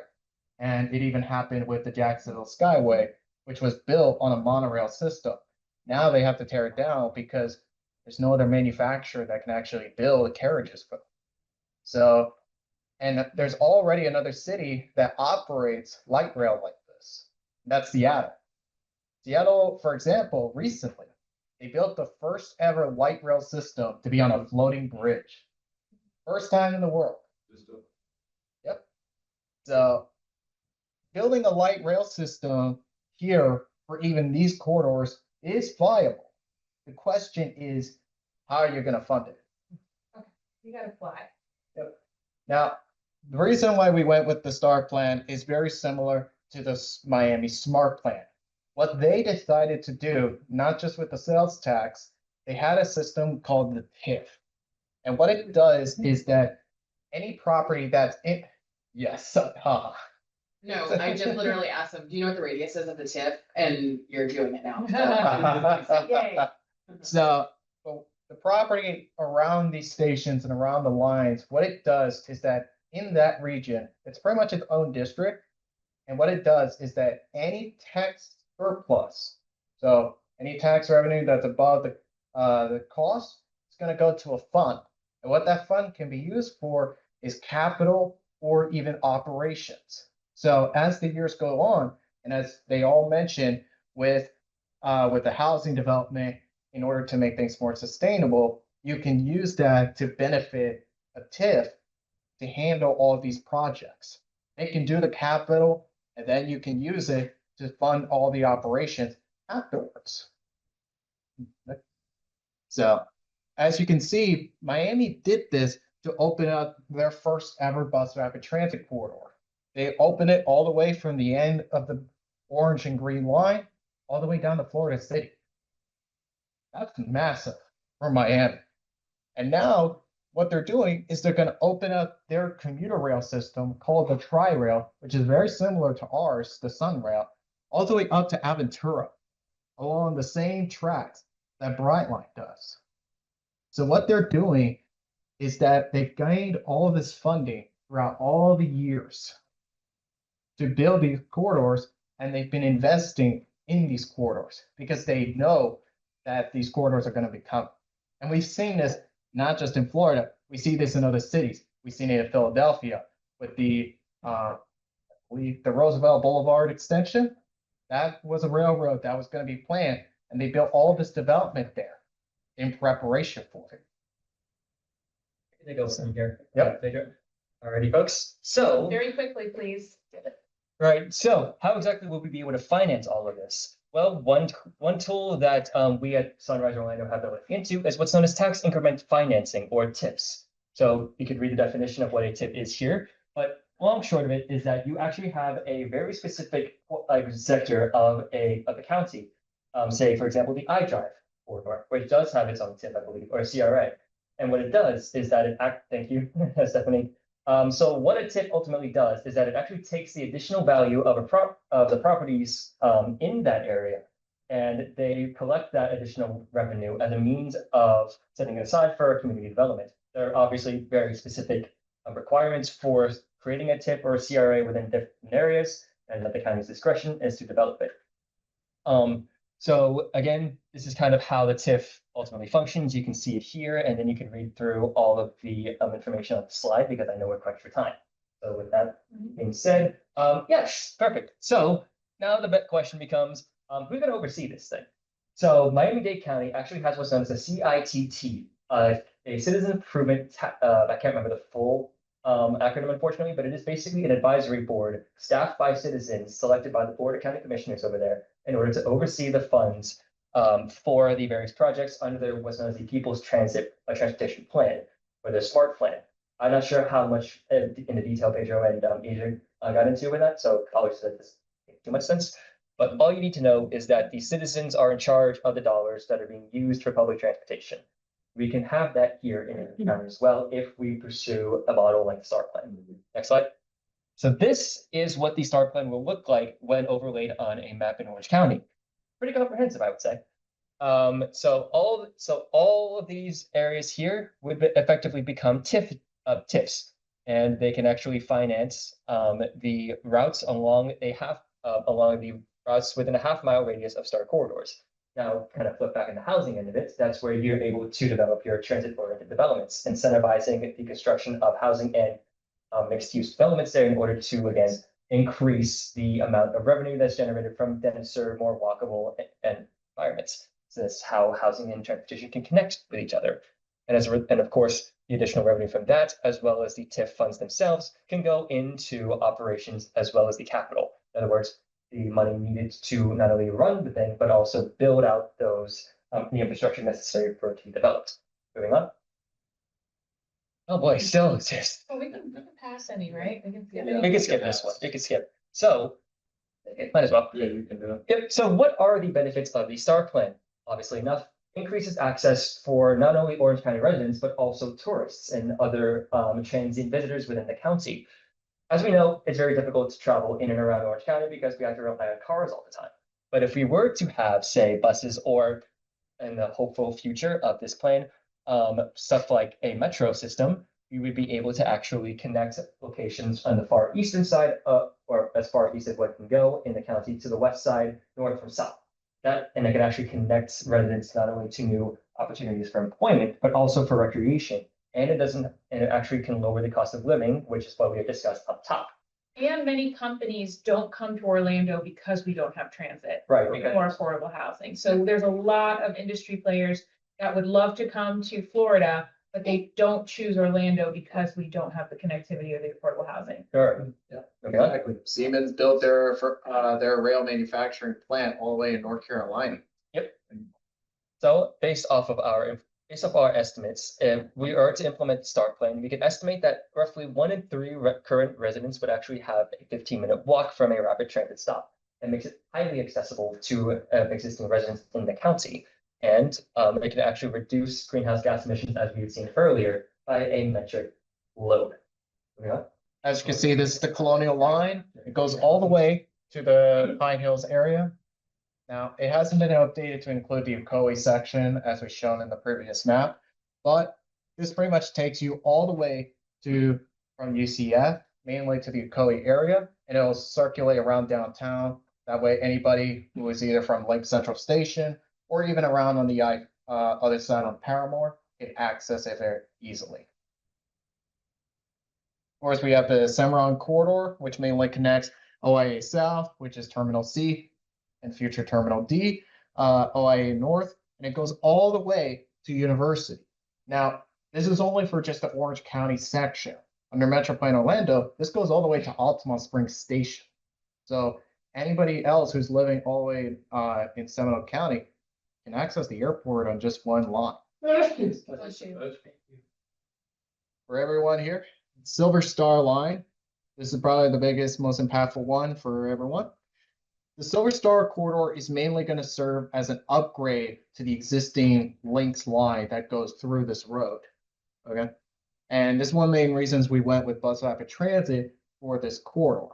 And what it does is that it connects the Lynx Central Station. So you have access to the Sunrail station, as well as you're going to have access to even other areas like Colonial on the west side. You'll also be able to easily access Kirkman as well. Now, this is the main rail extension that's currently being focused on by the county, and that is the Sunshine Corridor. As I mentioned, this is a shared corridor that's going to go from the airport all the way down to Disney Springs, and is going to be done by 3 phases. So as for the first phase, we're going to have the transfer go to the airport by Terminal C. And then phase 2 connects to the Orange County Convention Center station. That station is going to be a major hub for the entirety of the west side of the entire STAR plan. It connects Kirkman, the International Drive line, which are 2 major corridors that connect West Orange County and downtown. So in the end of the day, if you want to access iDrive, pretty much you only take 1 transfer. That's huge. So, and as I mentioned with International, here it is. So you can go all the way through the entire iDrive corridor, which is one of the highest employment centers for Orange County. And you can access from Lake Central Station, which is the main center for the entire STAR plan. So what this does, it easily allows someone to access Universal, can access Epic Universe with a transfer. They can access SeaWorld, and they can even access Disney in a single transfer as well. So in the end of the day, this is going to be the main entertainment corridor that unifies this entire plan. Now that we have the Orange Blossom extension, which is going to be a Sunrail expansion going all the way out to Zellwood. Now, of course, one of the original parts of this plan was to go either to Tavares or Eustis. But for Orange County, we're going to be going to Zellwood. What this does is that Orange Blossom Trail is a mess of a road. They have to go and try and quote pedestrianize the road just because there were so many people getting killed on the road. That's insane. Why is it that we have to build all this money just to put a few speed bumps on a 3-lane road that shouldn't even be 3 lanes in the first place? That's what this corridor is meant to address. Because Apopka has been growing massively for the last few years, and it's only going to get worse with the traffic. So with this corridor, it makes it significantly easier. And safer. Exactly. So this is the entire map of the STAR plan, as you've seen before.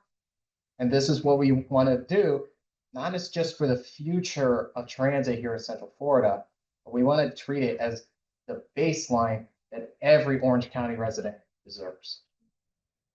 Question I have you approached to the iDrive chamber on this project? I'm not sure. Can you back up? So I'm sorry. You have the slides. Yeah, that's right. You know, your TD taxes, remember everybody's arguing about TD taxes? For TD. Now, that, what you're proposing, especially for tourism, because that's what the taxes for that is going for, tourism. And if you're saying in that diagram, oh, that's beautiful. I'm going like, if you're attracting tourists and you're making it easier for them to travel through the iDrive corridor and all that, then have you approached them on your project? I can get back to you to confirm that, but so far we've been meeting with other stakeholders, including Links, in order to help develop this plan and workshop it. Right now, we're currently in just kind of rolling out the presentation of this, like we had done with the town hall a couple months ago. So we can absolutely reach out to the iDrive corridor. We need help pledging support and being the voice for those relationships. Because iDrive Chamber hates me. I'm glad I'm here today because I'm going for an interview next week. What I'm trying to say is this is a project what I would recommend to them and say, look at this, because they're the ones holding money. And endorsing candidates that will continue to allow. Everybody here is on the same page with them. Yeah, but they want to hold the money. They don't want diversity. Well, let's talk about it though. I think, you guys, I think the one thing that I just want to stress is that this makes the convenience of a tourist to get to the parks easier and more enjoyable, because tourists come here and they sit in our traffic too, and they say, I'm never coming back. So it only will help them. They just need to come to the table. And for years, they've kind of run this town being subsidized with our tax dollars and not coming to the table saying, what can I do to be an ally with you in these types of investments? And it must be stressed as well that we cannot get to this without effective land use planning and affordable housing. So each of these plans have to work together in order for us to actually succeed in both paths. Additionally, if so they to go away address- property taxes, you're not going to be able to run a TIF. Right. That's been a concern as well. Yeah. Okay, to address- question.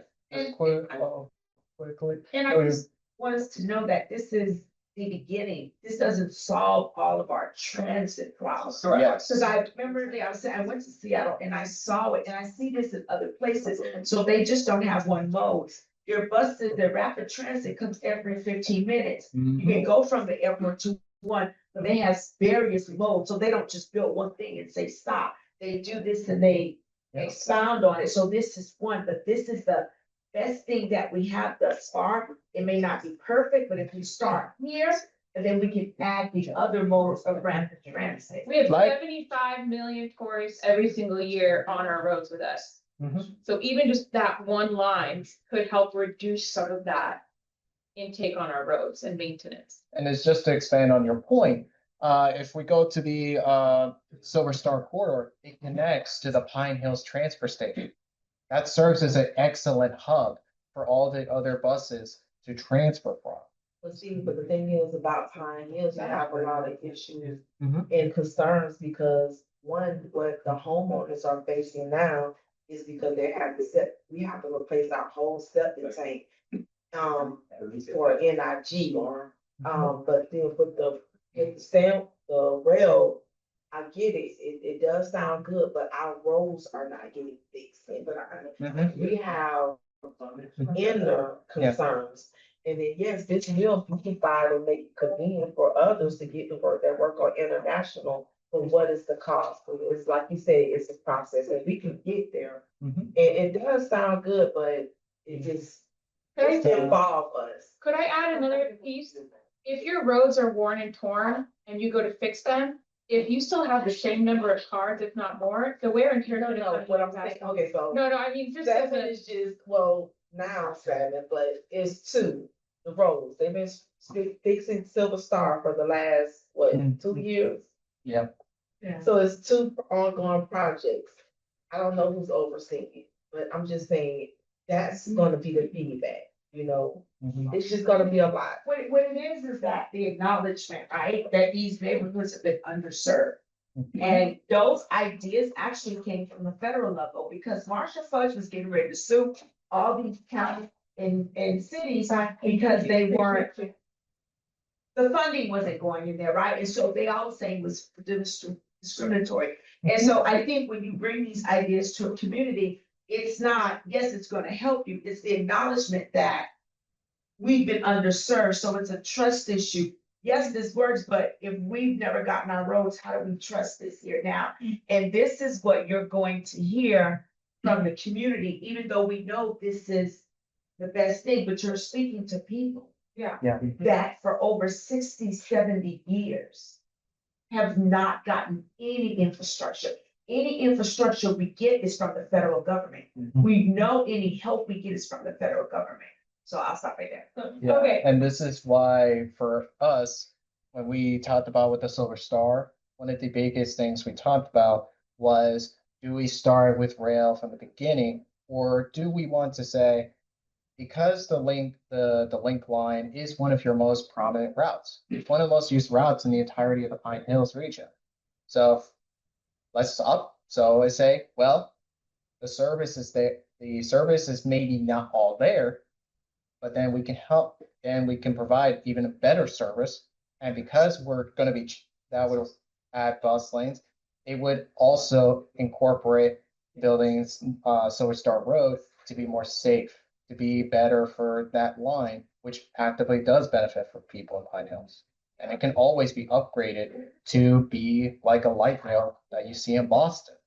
So, which, Vision 2050 projects 4 million people living here. We currently have 2 million people. We cannot afford the space for 4 million cars. When do you expect, when is to have this up and running? to have the STAR plan enacted? So this is so far still a conceptual plan because we still. We need commissioners to vote for it. Yeah. Which is why we're training you, the next generation of commissioners, to champion it. You're all the visionary. You are all the So visionary. we are at close. We have all these resources linked in. Yeah. We have to be out of this building by 3 o'clock.